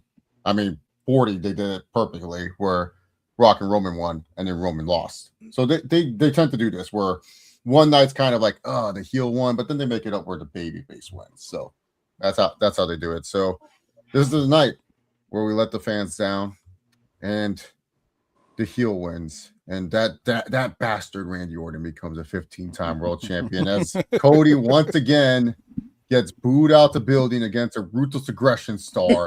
And Randy Orton Who's the heel? That can't happen. They're gonna go home happy. Yeah, that's right. You think I got this haircut just for? I stayed in time to look like Randy Orton, man. I'm going full Randy Orton. I'm happy. Randy Orton, 15-time world champion. It's been a while since my man was the champion. Like, yeah, let's go. Everyone's doubting. Randy Orton is gonna wrestlock, show the kids. He's gonna show John Cena. He's gonna show John Cena how to wrestle a bad wrestling match. He's gonna say like, "No, John, you did it all wrong last year. This is what you have to do," and it's gonna be cinema. You know what's gonna even be more cinema when Jelly turns on Cody. When it turns out that Jelly is actually a heel, and then Jelly goes, "Cody, you really thought I was with you? I've been with Randy since day one. Randy is my boy. I was never going to betray Randy. Randy and we came up with that plan. I said, Randy, just hit me with the hardest RKO you got to sell that, You're the one that decided to make this about yourself. You're the one that wanted to face Drew. Randy didn't want to do this to you. He wanted to do this to Drew. And you decided to butt your head into it. So that's why I sided with Randy, Cody. I'm sorry, man, but Randy's my guy." And then it's like, oh, man, I can already see it. Oh, Jelly's the third man. And then Cody has that angry look face, the puckered up.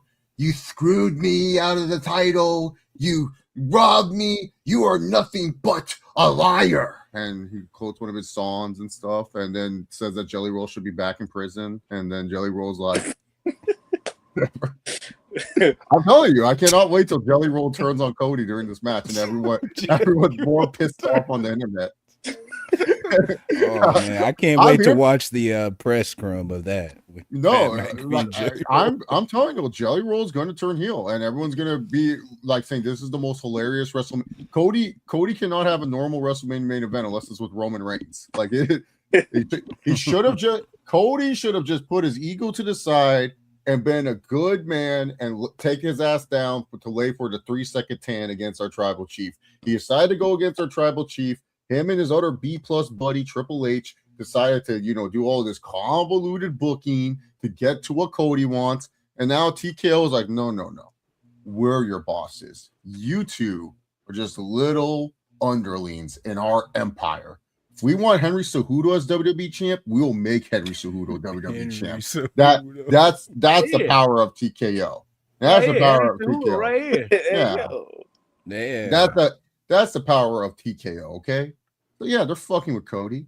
And I wouldn't be surprised if The Rock comes out during this match too. But he doesn't even do shit. He just comes out and he just holds his people's championship. Yeah, just aura farms and stuff. Like he comes out after the match and he claps that Randy's the champion. And then he cuts some promo like, I've always wanted Randy. That's my champion. And I was like, what? What are you talking about? I'm expecting a Jelly Roll heel turn. And keep in mind, Chase Oliver was correct on the Randy Orton, how Randy Orton was going to win at Elimination Chamber. I'm going to be correct on this one too. When Jelly Roll turns heel on Cody, and that same promo that I just did, it's going to be there. I'm telling you, Jelly's turning heel. Randy Orton for the win. Oh man, too bad he doesn't have a guitar on him. We need that Jeff Jarrett shit. Oh, I can see the ref bump happening, and Jelly's like, "Hey, Cody, use this," and then Cody's going to grab it, and Jelly, Cody with it right into an RKO. My world. Chase may be right, but he's early because we are still having that Jelly Roll Cody Rhodes tag team match versus Randy Orton and Pat McAfee at Backlash. We are having that. Maybe he could turn on him there. Maybe. I don't know. Yeah. I don't know. This build has been one of the funniest main event builds in quite some time that I can remember. In quite some time. I thought it started out good with Randy, like turning heel. And then, saying that he has to listen to the voices to get to where he wants to go to win the world title. And then they just take that and like, we need some Pat McAfee. Because Randy Orton could not get booed. Every time he came out, he just kept getting cheered. That wasn't working. Let's put in the megastar, Pat McAfee. He could get some heel heat. And he's still getting cheered. Or it's still getting cheered. Even though and Pat McAfee, he is upsetting so many people. Oh my God. I love the whole war against the IWC. Oh, I love that so much. He's working these guys. Oh, I love how upset everyone gets from this. Oh, it's so entertaining. Feed it to me. Feed it to me. It's hilarious. Yeah. Jelly Roll is going to interfere in this match. He's going to take Pat McAfee away. The distraction will allow Randy to hit the RKO. And that crowd is going to love every second of counting that 3 count for Randy Orton to reach another milestone. Because the thing is, it's not that Cody's bad as a babyface. It's more of like Randy was doing, like, just being the cool uncle for the last 3 years. Just like, hey, guys, I'm just here with my sleeveless hoodie and stuff. And, like, he just did the RKO. Yeah. And then now Randy is, like, actually being, like, the Randy that people want. So it's like, yeah, fuck yeah, finally our guy's back. Yeah. And it's like, we can't boo him. There's also, like, a void. Like, people had so much fun rooting for John Cena on his towards the end retirement tour. And, like, well, Randy's legacy too. He's up there with John Cena. He's not John Cena, but he's up there with him. And it's like, we want to cheer for him. Like, we're taking we're upset that we lost Cena, but we still got Randy Orton. Well, I guess this match is going to be a big time away game. Big time away game. Big time away game. Yes. But as far as the odds go here, Randy's a plus 225. Randy Orton's a minus 350. Wait, Randy's a plus. Randy's a plus 225. Yeah, what? Cody Rhodes a plus 225. Randy's a minus 350. Yep, sounds right. Yes. Yeah, I think some sharks will jump on Cody, making Cody close at like a plus 125. Like, no, because they'll see that and they'll say, "Oh, Cody has a chance," and then I would think that too. Yes. And that is night one of WrestleMania. That is night one. WrestleMania is Saturday, right? But Romy, is that one of the matches that's gonna that you feel like will be excited for you for Saturday as well? Yeah, because I think the crowd is gonna have so much fun with this match. I think you're just gonna be glued to the screen with the volume up. And now we move to WrestleMania Sunday. The first two matches will be on ESPN, big ESPN. We kick things off here. The Brock Lesnar versus Obafemi. The Beast versus the Ruler. They've had a little interaction at first at the Royal Rumble. And then Brock Lesnar, it was announced that he would have an open challenge. And people, for WrestleMania that is, and people were chanting, Oba, Oba, right? And we thought at one point they're going to give you Brock Lesnar and Seth Rollins, right? Remember that? And the lights went off. Or Brock and LA Knight. That too. Forgot about that one. Yeah. And then out came Obafemi. Lays him out with his finisher. Puts his foot on his chest. Points to the sign. And throughout every moment they've been in the ring, Obafemi has gotten the upper hand. Right? Now, look. I want to sit here and tell you Obafemi is going to win. I feel like he should win. But let's be honest here. It's WWE. It's WWE. There's a part of me that says that they might give this win to Brock Lesnar. I wouldn't be shocked if they go that route. The fact that, it's on ESPN. Big ESPN. Right? Brock Lesnar, a former, NCAA champion, former UFC heavyweight champion, right? Some people are even saying, "Oh, this is it's the passing of the torch and all that stuff." And like I said, to me, Obafemi should win, but there's that part of me that says they might just give it to Brock. That's the thing. I know earlier we said, Gunther's owed a favor, right? And people were, I think it was you that said the favor should be, hey, him and that being Gunther and Brock at SummerSlam. I didn't say it should be. That was Romeo. Romeo. I didn't say that. Yeah. Romeo. You almost gave CPZ a heart attack there. Yeah, Romeo. I know you said that. My apologies. Yeah, Romeo, it was you who said that. I even said a while back on Raw Rundown, hey, if they give this win to Brock, the only way I'll accept it is if when they run it back at SummerSlam, Oba gets his win back, right? I'm going to go with Obafemi. But if Brock wins, I am not shocked. People will be upset because you'll see, why they give Brock the win? This is bullshit. But I'm going with Obafemi. Romeo, who you got? This match is not going to deliver. What? Nope. No, it is not. We've reached the best part. Take. We've already seen the best part with the buildup. No. We've already seen it. Because people are going to be fuming pissed when Brock Lesnar low blows and wins with an F5 in like 7 minutes. It's happening.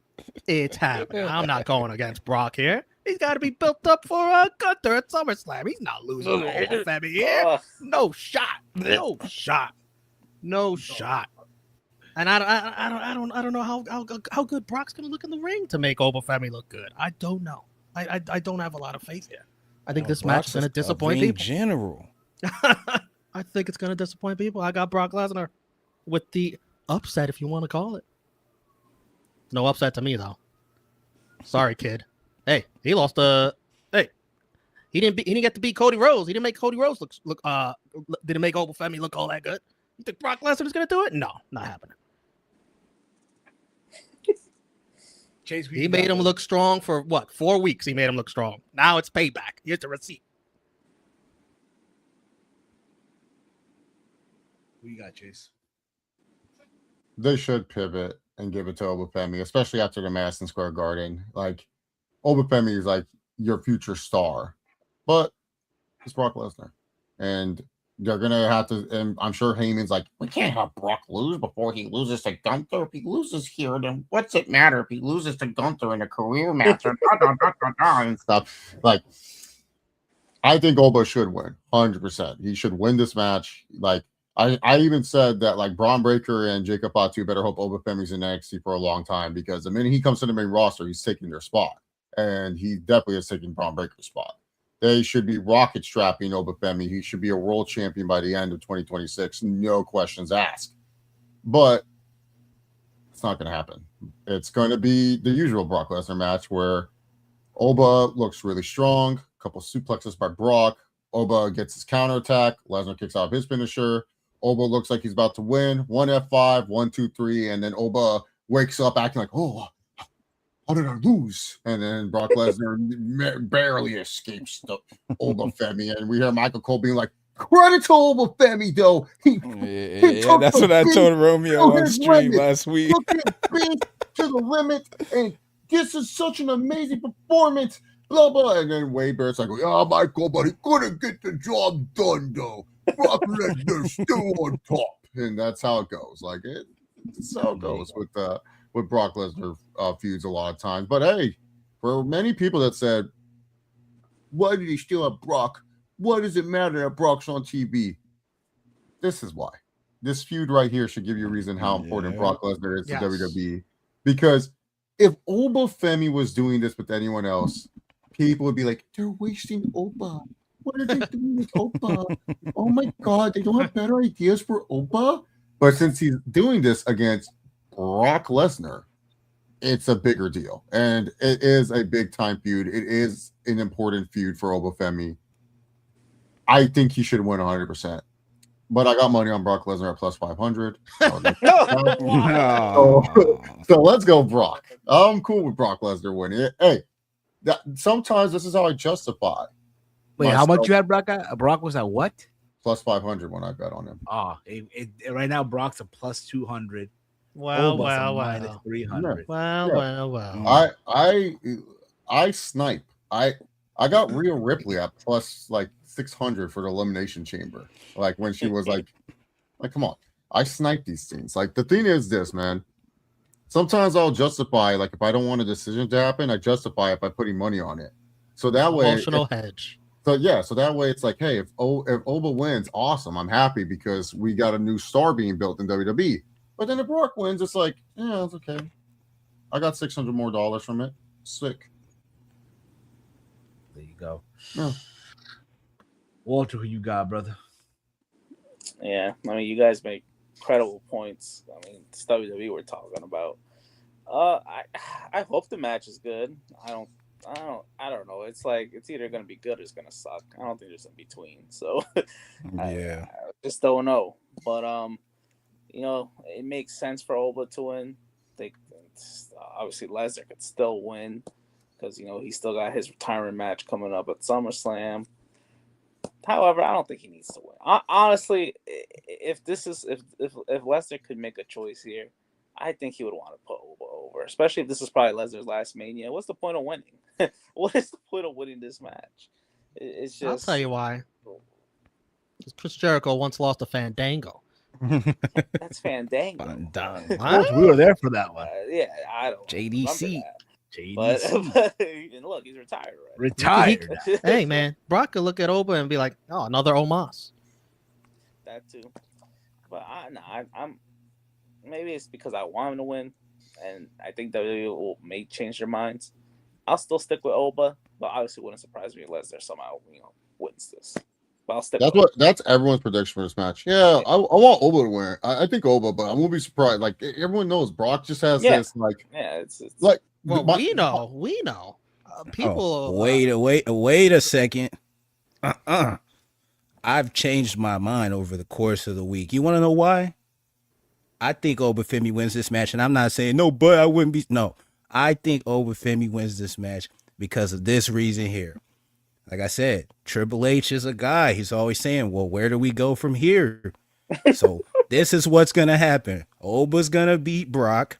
Then, mind you, Brock Lesnar is advertised for the next night on Raw. So he's going to show up the next night on Raw, pissed off that he lost to Oba.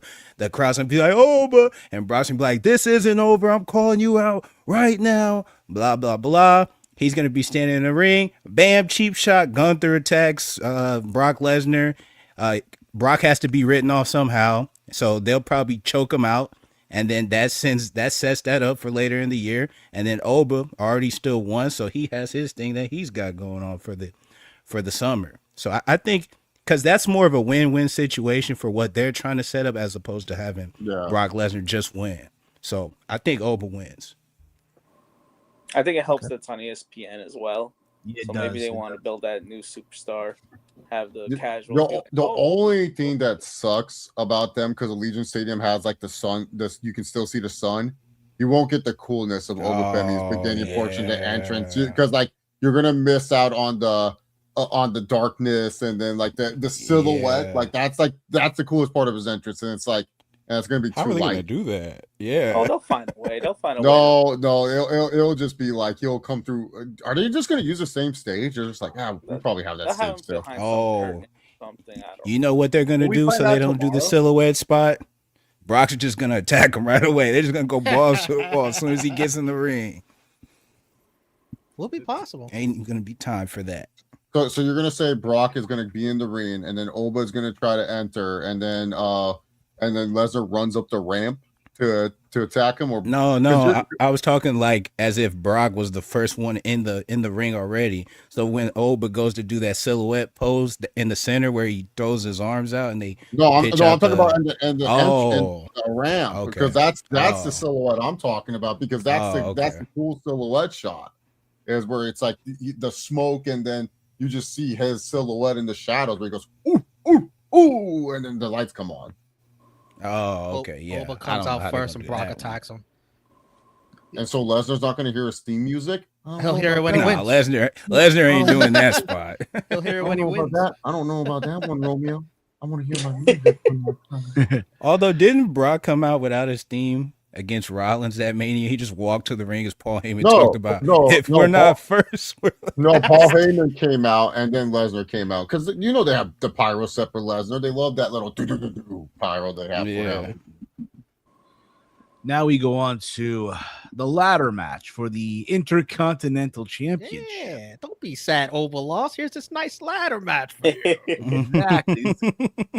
Carnage everywhere. You have Penta defending the championship against JD McDonough, Dragon Lee, Javon Evans, Rusev, and at the last minute added to the match, Rey Mysterio. Now, I know the way the men that are in this match have qualified. It was announced on Raw. Oh, they won on main event, right? And all that stuff. And look, as far as craziness goes, yes, I do feel like, yes, Javon Evans will do some crazy spot on the ladder.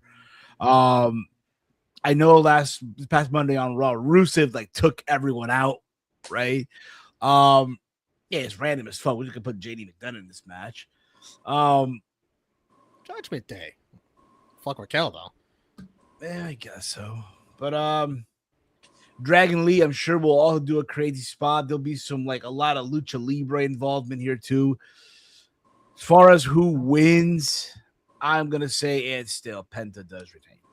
I will say this real quick. I'm happy.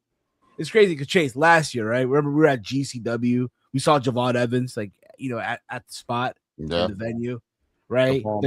The night before he was in the big stand and deliver match, right, for the title, and now here he is a year later.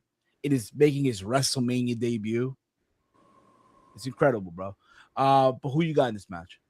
I feel like they should give it to Javon Evans. I can picture a world where Rey Mysterio kicked down Triple H's door and said that I should win the title, so that way I can drop it to bomb when I retire. Rusev has no chance. Dragon Lee can just do the Styles Clash. JD McDonough, good luck. That's a joke. It's between Penta and Javon. And fuck it. I think Shawn Michaels begs Triple H. He says, hold on, I just have one favor from you. Please. Give me, come on. I was going to give him the NXT title here. Give me on this show. And then Triple H's like, yeah, we already did the Vikingo Penta match. We're good. Yeah. And then Javon Evans becomes IC champion. I think everyone in the Shawn's Big Three should win their matches at WrestleMania, but one of them has to face a Hogan. Yeah. I think it's asking a lot for all of them to win. Yeah. So I got Javon Evans. I know most likely Penta would win, but I think it'd be better if you give it to Javon Evans here. He fits the IC title. It'd be nice for him. Get a nice young WrestleMania win too. Like who's been 22 years old and won a title at WrestleMania? Can't think of any. Oh, they love statistics like that. Yeah, exactly. Like Javon Evans, 22 years old, the youngest man to win a title at WrestleMania. Oh, technically, I guess Nicholas is the youngest person. 9 years old, won the tag team title. Yeah, technically. Well, I'm talking about active his debut competitors. match. Yeah, his debut match with Care Bear and Hair Bear. Bear.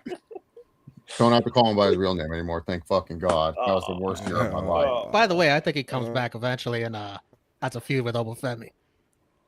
No, yeah, they love him to put over other monsters. Oh, Vince would definitely have done that feud if he was still there. That would have been the That Mania. would have been the Mania match. That's the Mania match. Yeah, absolutely. Romeo, who you got in this match? Ah, man. You know what would be even cooler than AJ Lee winning, the Bellas winning, Orton winning, Brock winning, you know, to really start saving the business here with all this legacy acts would be Rey Mysterio winning. Oh my God. But Ray ain't climbing that ladder. I think Ray's he's got too much character and he's too humble. I think I'll pass on this one. And humble. This motherfucker was like, "Oh, I don't want to lose to Gunther." He didn't say that. He don't want to retire. Just yet. Yeah, okay. I don't want to lose to Gunther. He's Rey Mysterio is a giving person. You're the same guy that was John Morrison because he looked weird. So even if they come to Rey and be like, "Hey," or Dolph Ziggler, yeah, one of those two idiots. It was like the 2 times people were mad at Ray.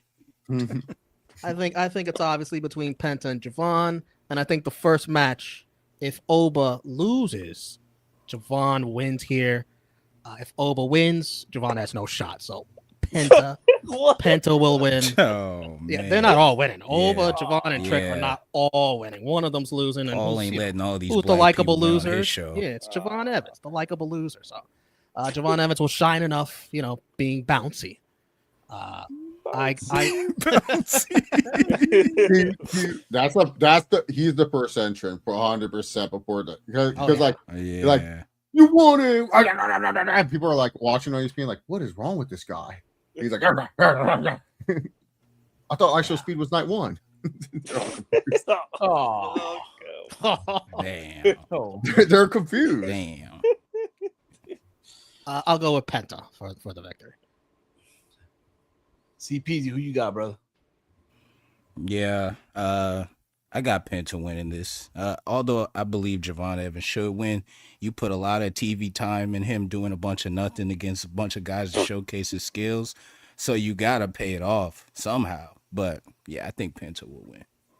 Yep. Walty, who you got, brother? I got Javon Evans winning. I mean, it just makes the most sense. They want to have that nice moment for him. You know, why not? ESPN. I think they could do it. They could have Oba and Javon win. If not, so be it. But they could possibly 2 brothers. Why not? On ESPN, I think it'd be nice. But I feel bad because Penta just won this title, so I wouldn't be surprised if he still wins this. That's the tricky part. But I'll go with Javon. And before we move on to the next match, Katie, who you got in this match, Katie? She's done. she is knocked out. But I'm sure she would have went for Penta. Sure she would have. She would have said Roman Reigns. She'd have been like, Roman. Like, he's not in this match. We're not talking about that yet. But Penta's at a -145. Javon's a +150. Rey Mysterio is a +450. Rusev's a plus 1,200. Oh JD McDonough plus 1,400. And Dragon Lee with a Styles Clash is a plus 1,600. With a Styles Clash. From the ladder. Now let's move on here. We go on now to the women's. Yeah. To the WWE Women's Championship. Jade Cargill defending her championship. Steal the show against the winner of the Women's Elimination Chamber, Rhea Ripley. Mommy. Oh, this melanin on night 2. Hey, watch your mouth, Steve. Only I can call it that. Oh, yeah, you are correct. CPZ, what's your excitement level for this match?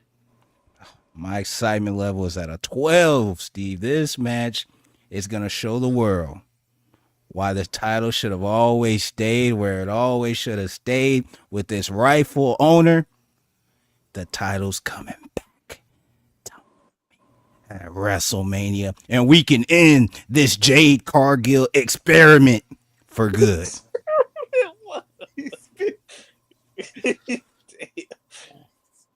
All right, so you're going with Rhea Ripley. All righty. Yes, sir.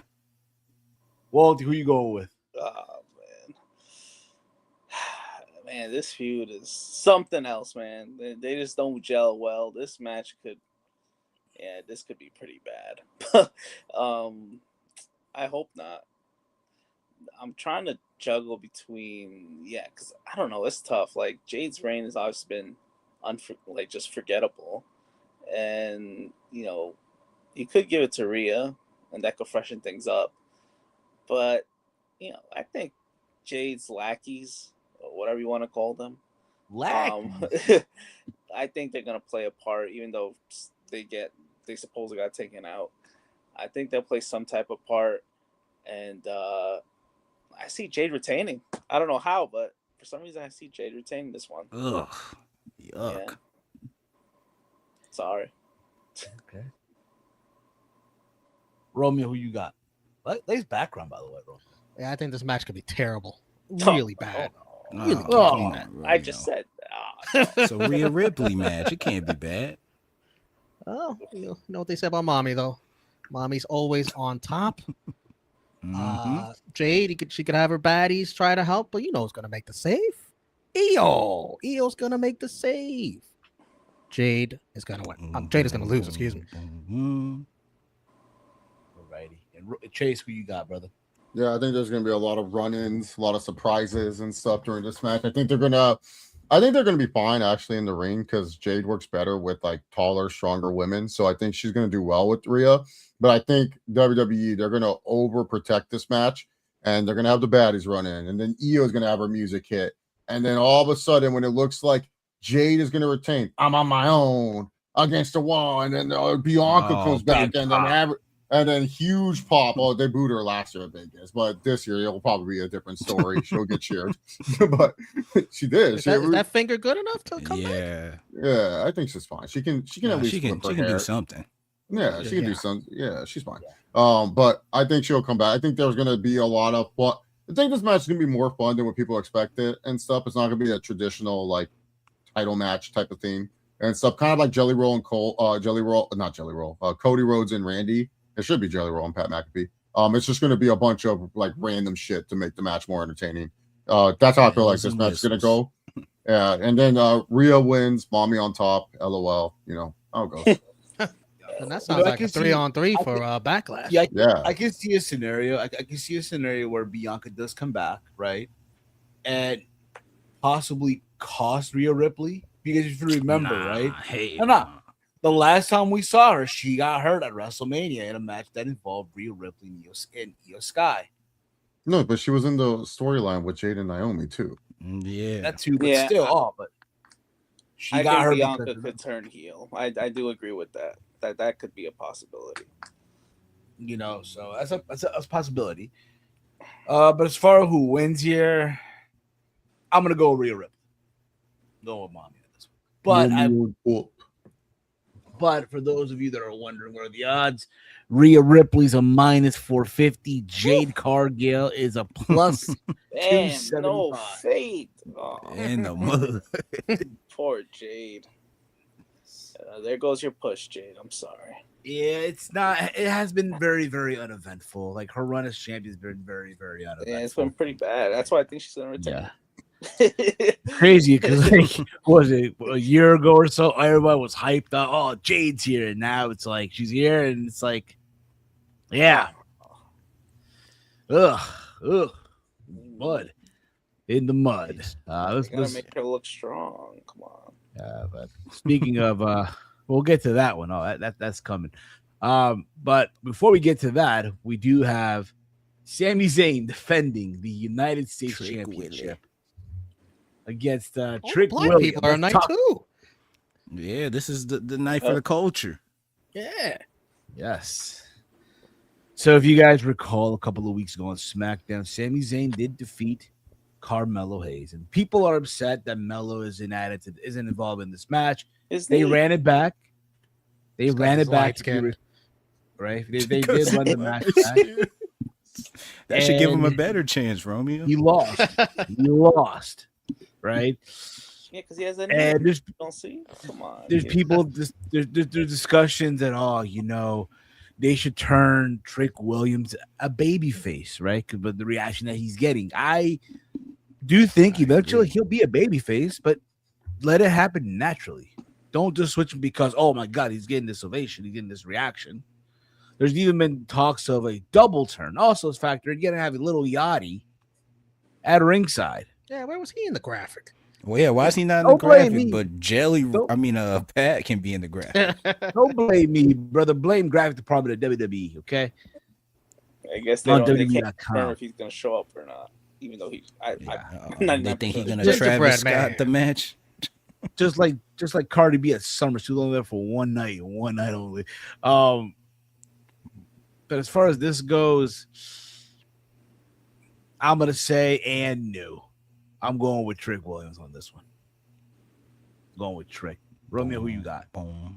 Yeah. I'm more confident in Trick than Oba. Trick, they're going with the momentum here. He's so over. Trick is winning. This is gonna be a huge moment for him. Even though I can't stand Little Yachty, but whatever. Trick, whoop that Trick. Walty, let's talk about it. Who you got, brother? Let's talk about it. I'm all about the long game, and I don't think he's winning. I think the double turn happens right here. I don't know. Yeah, it's gonna look like Lil Yachty's gonna try to help Trick win and stuff. I'm not saying he's gonna betray him, but I don't know. Sami backs him off, or something happens. Oh, that'd be funny as hell. Little Yachty with Sami Zayn. Well, oh my God! I could see that. But Lord have mercy. I think it might be something else where I guess Sami flees him off, and then somehow he Trick's about to do something, and Sami just slow blows him or something. I don't know. Some heel tactic he's gonna do, and Sami's gonna retain the title, and the crowd's gonna boo the hell out of him. And I think that's what WWE's trying to look for. I think they want to make this double turn official. So, sucks. Trick, nice moment, first Mania match, but you gotta lose this one. Sami's retaining. There you go. CPZ, who you got, brother? Yeah, I mean, I was on Trick, and Walter kind of convinced me. I think I'm gonna go with Sami Zayn here, and yeah, you kind of fully do the double turn here because you can't do a double turn if Trick's gonna be the one that's winning at the end. Like all double turns in history result in the guy that's turning heel as the winner. So, so I think Sami will win. And Chase, who you got, brother? When it comes crashing down and it hurts inside, you gotta take a stand. It don't hurt to hide. If you hurt my pride, I'm gonna win. Sammy Hogan's gonna win. 1, 2, 3. Haluba kick to Trick Williams. Sammy's gonna whoop that Trick on Sunday. Sammy's gonna whoop that Trick. Sammy Hogan. 1, 2, 3. Paul. Come on, man. I'm not betting against this politician, Sami Zayn. He may fool everyone else, but this guy, I know he's in the back. But, well, Hunter, it makes no sense. I just won the title, and now you want me to drop the title, Trick Williams, and the whole story is kind of built on around that I can't win the big one, even though I won big ones. I beat Gunther at WrestleMania. That's neither here nor there, or anything like that. And I missed out on more games, and I missed out on this. I feel like it's a great opportunity for me to kind of prove I can win the big one, and we can put Trick and step him back a little bit and make it where Trick has to actually climb the ladder to success, just like I had to climb the ladder to success. There would actually be more character layers for Trick Williams if he loses this match than if Trick Williams were to win this match. Because if he wins this match, what is he really chasing for? And then Triple H's like, fine, fuck. Sorry, Trick. Take your 11 pepper steppers out there. I don't even know what that is. That's weird. I don't get it. Oh yeah, you hear a knock on the door. Honda. Yeah, Sammy Hogan. LOL. Sammy wins. Play the TNA Hogan theme. Sami Zayn's praying and stuff. Like, yeah, no, dude. Like, Trick. I want Trick to win. I would love. I think it's gonna be a great visual. Him spinning around. Whoa. Like, you know, the fans are gonna go crazy for him. But yeah, no, Sammy, he's gonna do Sammy Hogan things. I think he's gonna get a good match out of Trick. I think this match is gonna be really, really good because Sammy's a great performer. Like, out of performance wise, I'm not concerned with Sammy's performance. It's just more of the antics Sami Zayn has been doing recently. I mean, he stole a WrestleMania match from Chad Gable. He needed that win against Gunther more than anyone else to pay off the Bloodline storyline. He politicked his way to steal the tag team titles from the Usos because him and Kevin Owens definitely need another tag team reign, so that way they can build up another fucking feud between these two and stuff. He's probably salty he wasn't at last year's WrestleMania, pouting. Oh, it should have been me. It should have been me facing Gunther for the world title, not Jay. What was this? So he's probably gonna do his tricks. Say Trick's not ready. Gotta build Trick up. Yeah, Sammy Hogan. Come on. There you go. But for those that are wondering, what are the odds on this? Sammy is at a plus 190. Trick Williams is a minus 290. See, that's pretty close to me. Pretty close, yes. Now we go on to the second to last match here. For now, I'm not saying this is going to be the match order, but here on with the exception of obviously Roman and Punk, but wow, another black guy. Minority. We got some minority. What are we doing? We got La Cultura here, man. Got Finn Balor using blackface and shit. What is this? It's black. Oh yes, we have Danhausen too. The demon Finn Balor. Oh, the demon Finn Balor going up against Dirty Dominic Mysterio. A couple of weeks ago, obviously, the Judgment Day took out Finn Balor, right? Dominic, to my understanding, is still cursed, right? He's still cursed.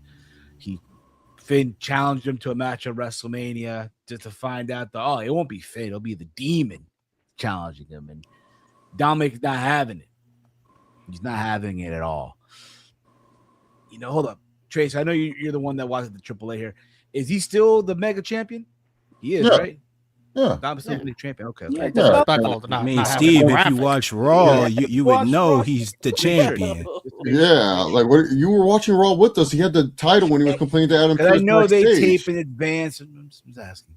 No, because he's facing El Grande Americano at the next special AAA event because Grande won the Reyes de Reyes and stuff. Okay. But he's still feuding with OG. So there's a possibility they may want to give him some momentum going into that match as well. No, what? It's two different universes. They had him lose the IC title, and then he ended up beating Vikingo, and everyone thought Vikingo was going to win the AAA Mega title. Look, the last time we saw the demon, right? The last time. Oh, my God. Like, okay, how do you want me to sell it? I'm sorry, Chase. Don't sell it. There's nothing to sell. All right. Don't say no sell. How the fuck you want me to sell? No, you don't sell it. You should have just been like, my bad. I don't watch AAA. Right, my apologize. My bad. All right. Yeah, just so you don't watch AAA. It's okay. All right. No one's going to shun you for that. It's all right. You don't want to watch the best WWE programming show. Undertaker's cooking over there. Undertaker's cooking. He's the promoter and booker of the year in my books. Catalina. Okay. All righty. What do you mean? Did you not see the brawl between the Grandes? That was great. I did see the clip of it, yes. I did see it. And the feud's been awesome. Yeah. Triple A's cooking. That's wonderful. As far as this goes, though, I mean, the last time we saw the Demon, right, he lost.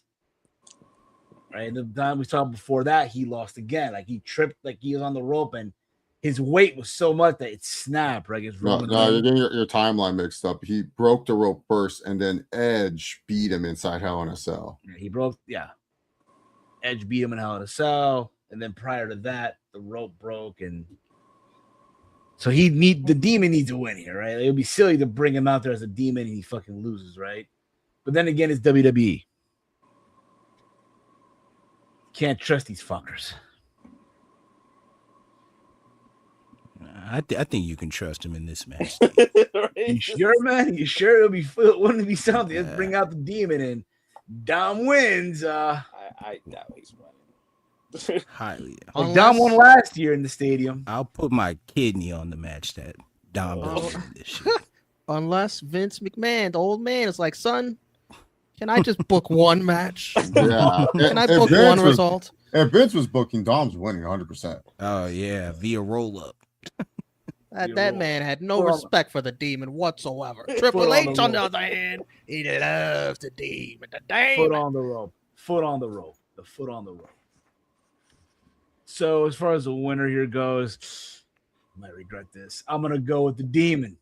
Finn Balor. Why? What do you? What? I think this would be the easiest prediction of everything we predicted. I think we're all going to say the things. Yeah, I think the Damon is going to win. I think the only thing that sucks is that they fucked up this whole Judgment Day, this whole match, because I feel all of Judgment Day should be trying to help Dom and doing whatever they can. Kind of like the Cena match where like Roxanne got involved, Raquel got involved, JD gets involved. I feel like it should be like the Demon just like blows through everyone and then gets Dom. Like I mean, the Damon, he squashed Bobby Lashley in like 2 minutes at WrestleMania 35. Like, he powerbombed him and stuff, and it was like, we were there. Yeah. So I feel the Demon win.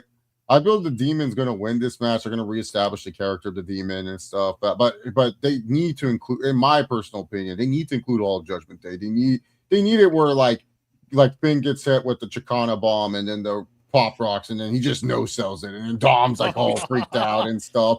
And then afterwards, like JD McDonough tries to get involved, and the Demon throws him out. And then afterwards, Liv tries to get involved, and the Demon pushes her down. And then afterwards, it's just swing blade, coup de grace. Like, yeah, Dom will hit a 619 and a frog splash, but the Demon will kick out at like 1, maybe 2, like 2-1 pulse finish.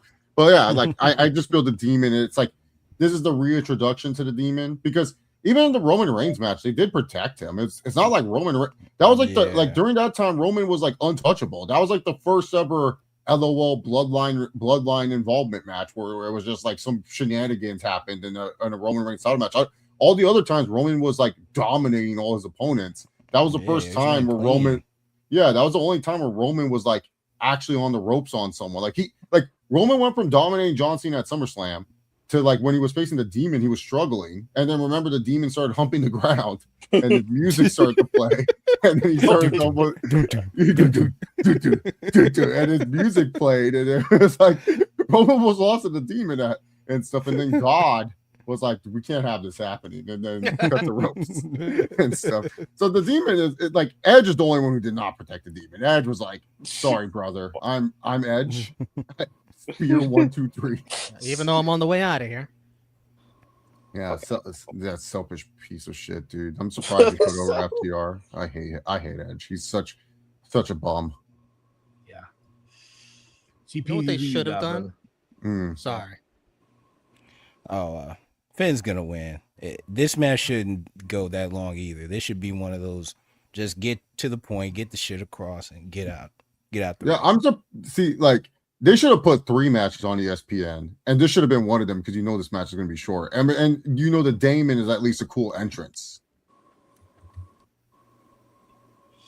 Nope. You're finishing through, brother. I got to dip in a bit, so I got to work tomorrow. There's one more match. You powering through, brother. Yeah, we'll close. Well, after you give your prediction, we can close up shop with the. You can be the first to give a prediction. Yeah. Yeah. Okay. But I was gonna say, you know what they should have done with the Judgment Day? They should have told a story of like some of these people having to choose a side between Dom and Finn. Instead, JD chose instantly And when Roxanne came back, it's like, hey, just so you know, we're against Finn Night right now. All right, cool. All right, cool. Yeah, she didn't even give her answer. They were like Liv was like a terror, and that was interesting because I was like, oh yeah, how does Roxanne lie in this? And then Bakur just pushes her, and that's the reason why fucking Liv has a human growing on her head. Like, I'm like, that's the only thing that messed up on the storyline is that they didn't build tension. And they haven't built like the Dom fears a demon and he's begging all of Judgment Day. I need you guys all out there for me. Like, it does not matter what you're doing. You got to be in my corner at WrestleMania and stuff. Yeah. It's like, I got fan. This is fan service. Triple H actually cares about the demon, so let's restore the demon. Restore the demon feeling. Restore the demon. Restoring the feeling. Okay. Walter, who you got, brother? The demon. The demon? Yep. The demon. Okay. How about you, CPs? And the streak will be over. Finn Balor will finally get his first PLE win. Well, Demon Balor. About time. Demon. No more pins for Finn Balor. Finn Balor right now, the demon is a minus 1,500, by the way. Dom's a plus 600. See what's all going on this. Oh yeah, you never know what and like you feel so good that Dom could win. Put some $10 on the plus 600, you win $60. What's $10? Like if you feel confident that they're gonna fuck up this decision, you don't feel confident. Yeah, it's like 30. Hey man, I was confident Raul Madruga was gonna win yesterday. Look what happened. A red card. Anyway, a real sport versus a scripted sport. Yeah, were you? Who to say? Going Sunday morning. Oh, Dom's going over at the last second. Yeah, you know we're going. Yeah, and then you win $60. Like, what are we talking about here? My bad. The reverse. Anyway. Let's get to the main event here because I do have to dip. Oh boy! After all these years, right? We're finally getting them in a one-on-one, right? CM Punk, Roman Reigns. Yes, I know they wrestled before in the past, right? On old school Raw, the old school Raw and all that stuff, but you know, there's a lot of tension here, right? They wrestled last. The question, yeah, that too, but that's triple threat. But this is that one-on-one, right? Since Punk is back. The question is now, though, will CM Punk make Roman Reigns look real strong? That is the question for the World Heavyweight Championship. Roman won the Royal Rumble. I'm going to say, and new World Heavyweight Champion. Roman Reigns. I'm gonna let y'all finish up, all right? Yep. All right. Friday night. Late night. Later, y'all. Close shop. Peace.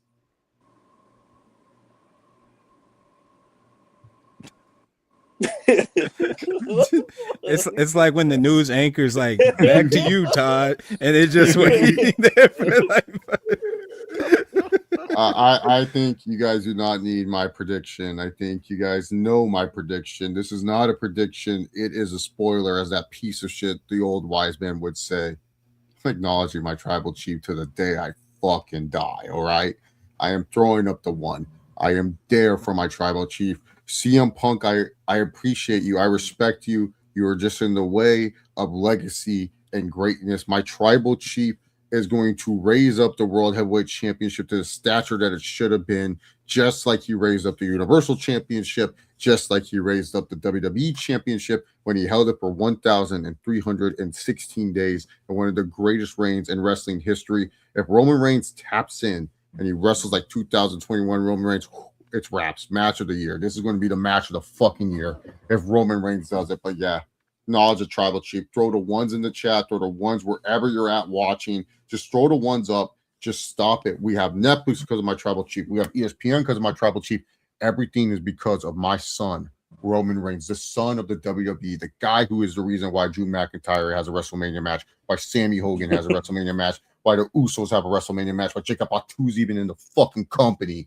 This guy who blow up the ones. He's the reason why. If you look at this WrestleMania card, minus the women's matches, all the seats so good. Roman Reigns. All these matches connect to one man, and that is our tribal chief, Roman fucking Reigns. He's winning. Sorry, all you Punk fans. And then, well, we can have Dwayne come out. No, Dwayne's coming out to help my tribal chief. He's coming out to help his cousin, and they're going to shake hands and say, "We're doing this at Saudi, right?" And Roman's like, "Yeah, at Saudi."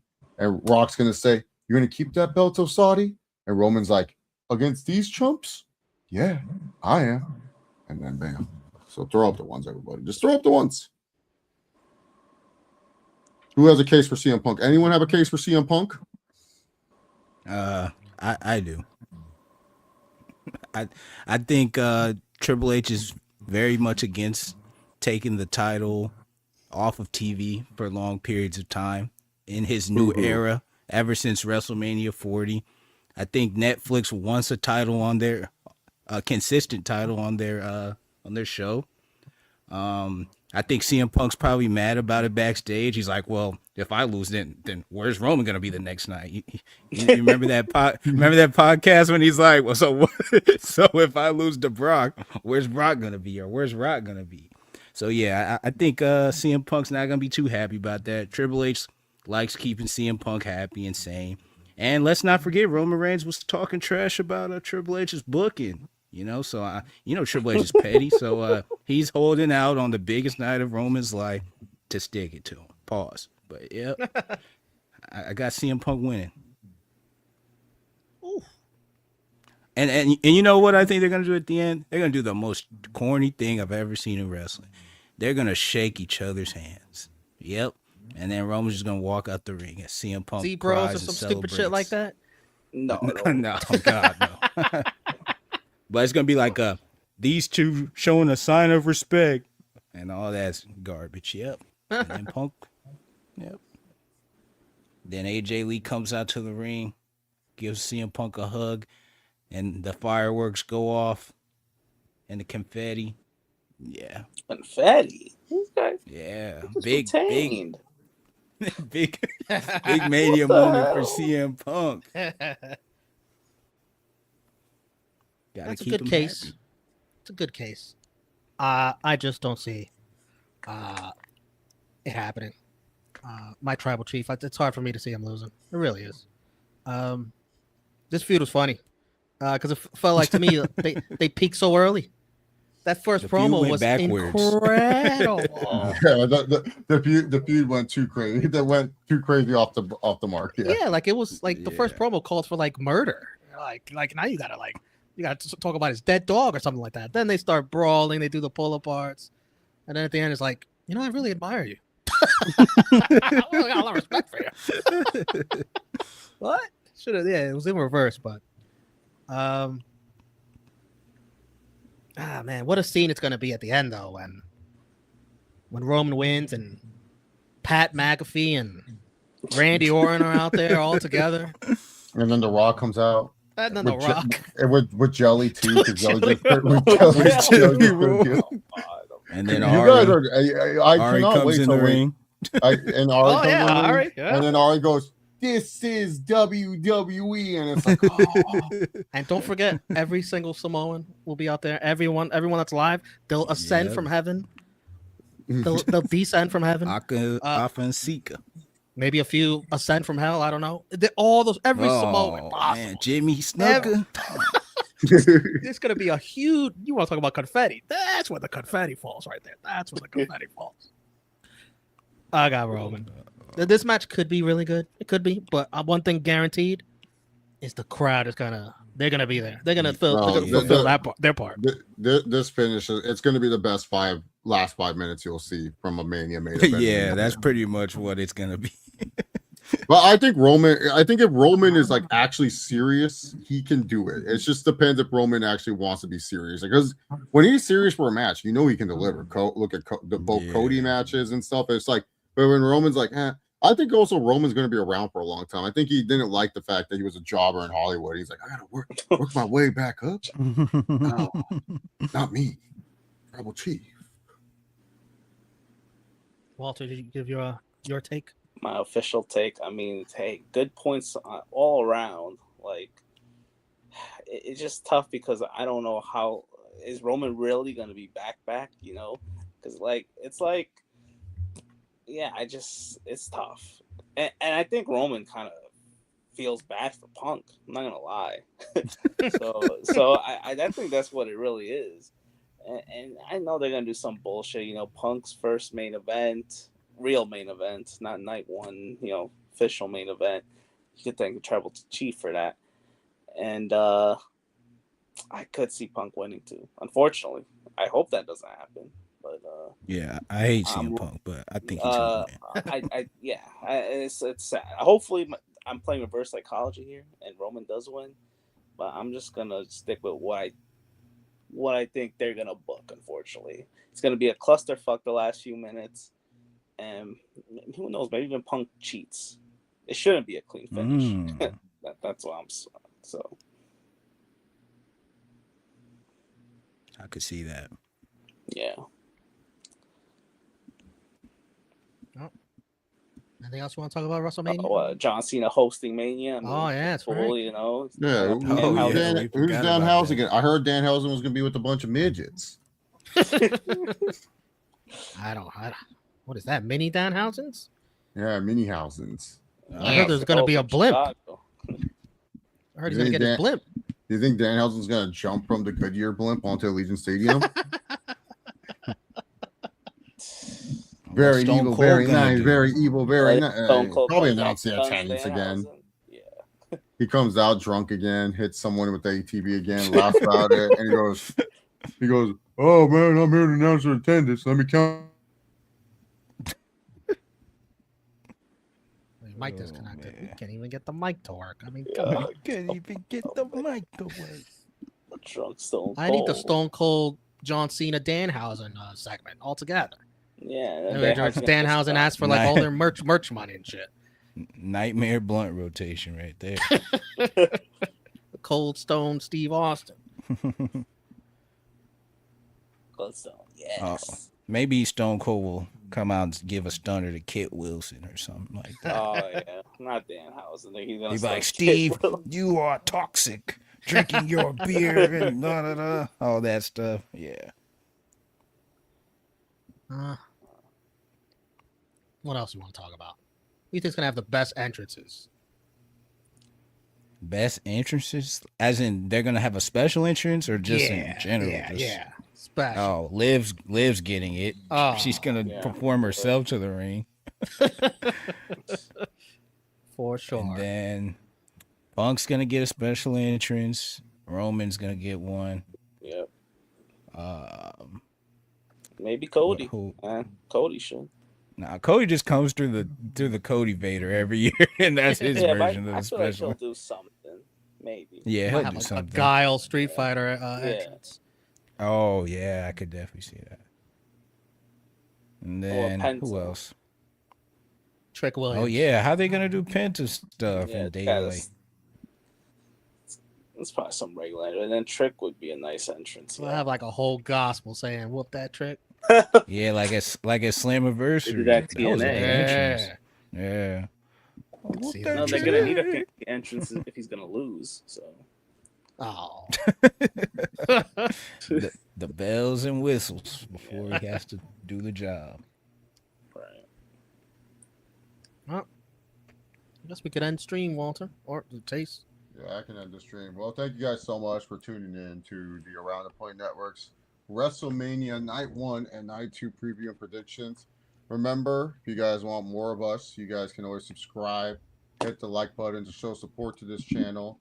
If you want more content, you can always become a member of this, and then you guys will get more content from us. You can follow me on X at ChaseOliver68, Romeo on X at Romeo Damas, Walter on X at Hey I'm Walter, and CPZ on X at CPZ Loves You. Check us out Saturday. Well, not us, but Steve Saturday will be hosting the Trio Heat Watch Along for WrestleMania Night 1. Try to keep him up by sending super chats or, just making fun of him. That normally gets him wild up. Or you can also tune into us on Sunday for the WrestleMania Night 2 watch along, where Romeo and I most likely will be on that show along with Steve. Who knows? We'll find out on Sunday. But yes, that's where you'll catch us next. WrestleMania reviews just depends on Steve's energy, but most likely night 1 on Saturday, night 2 on Sunday. I don't know if I'll attend either of those, but you'll see. So, anyways, thank you guys for tuning in. See you all next time. Have a good one. Later.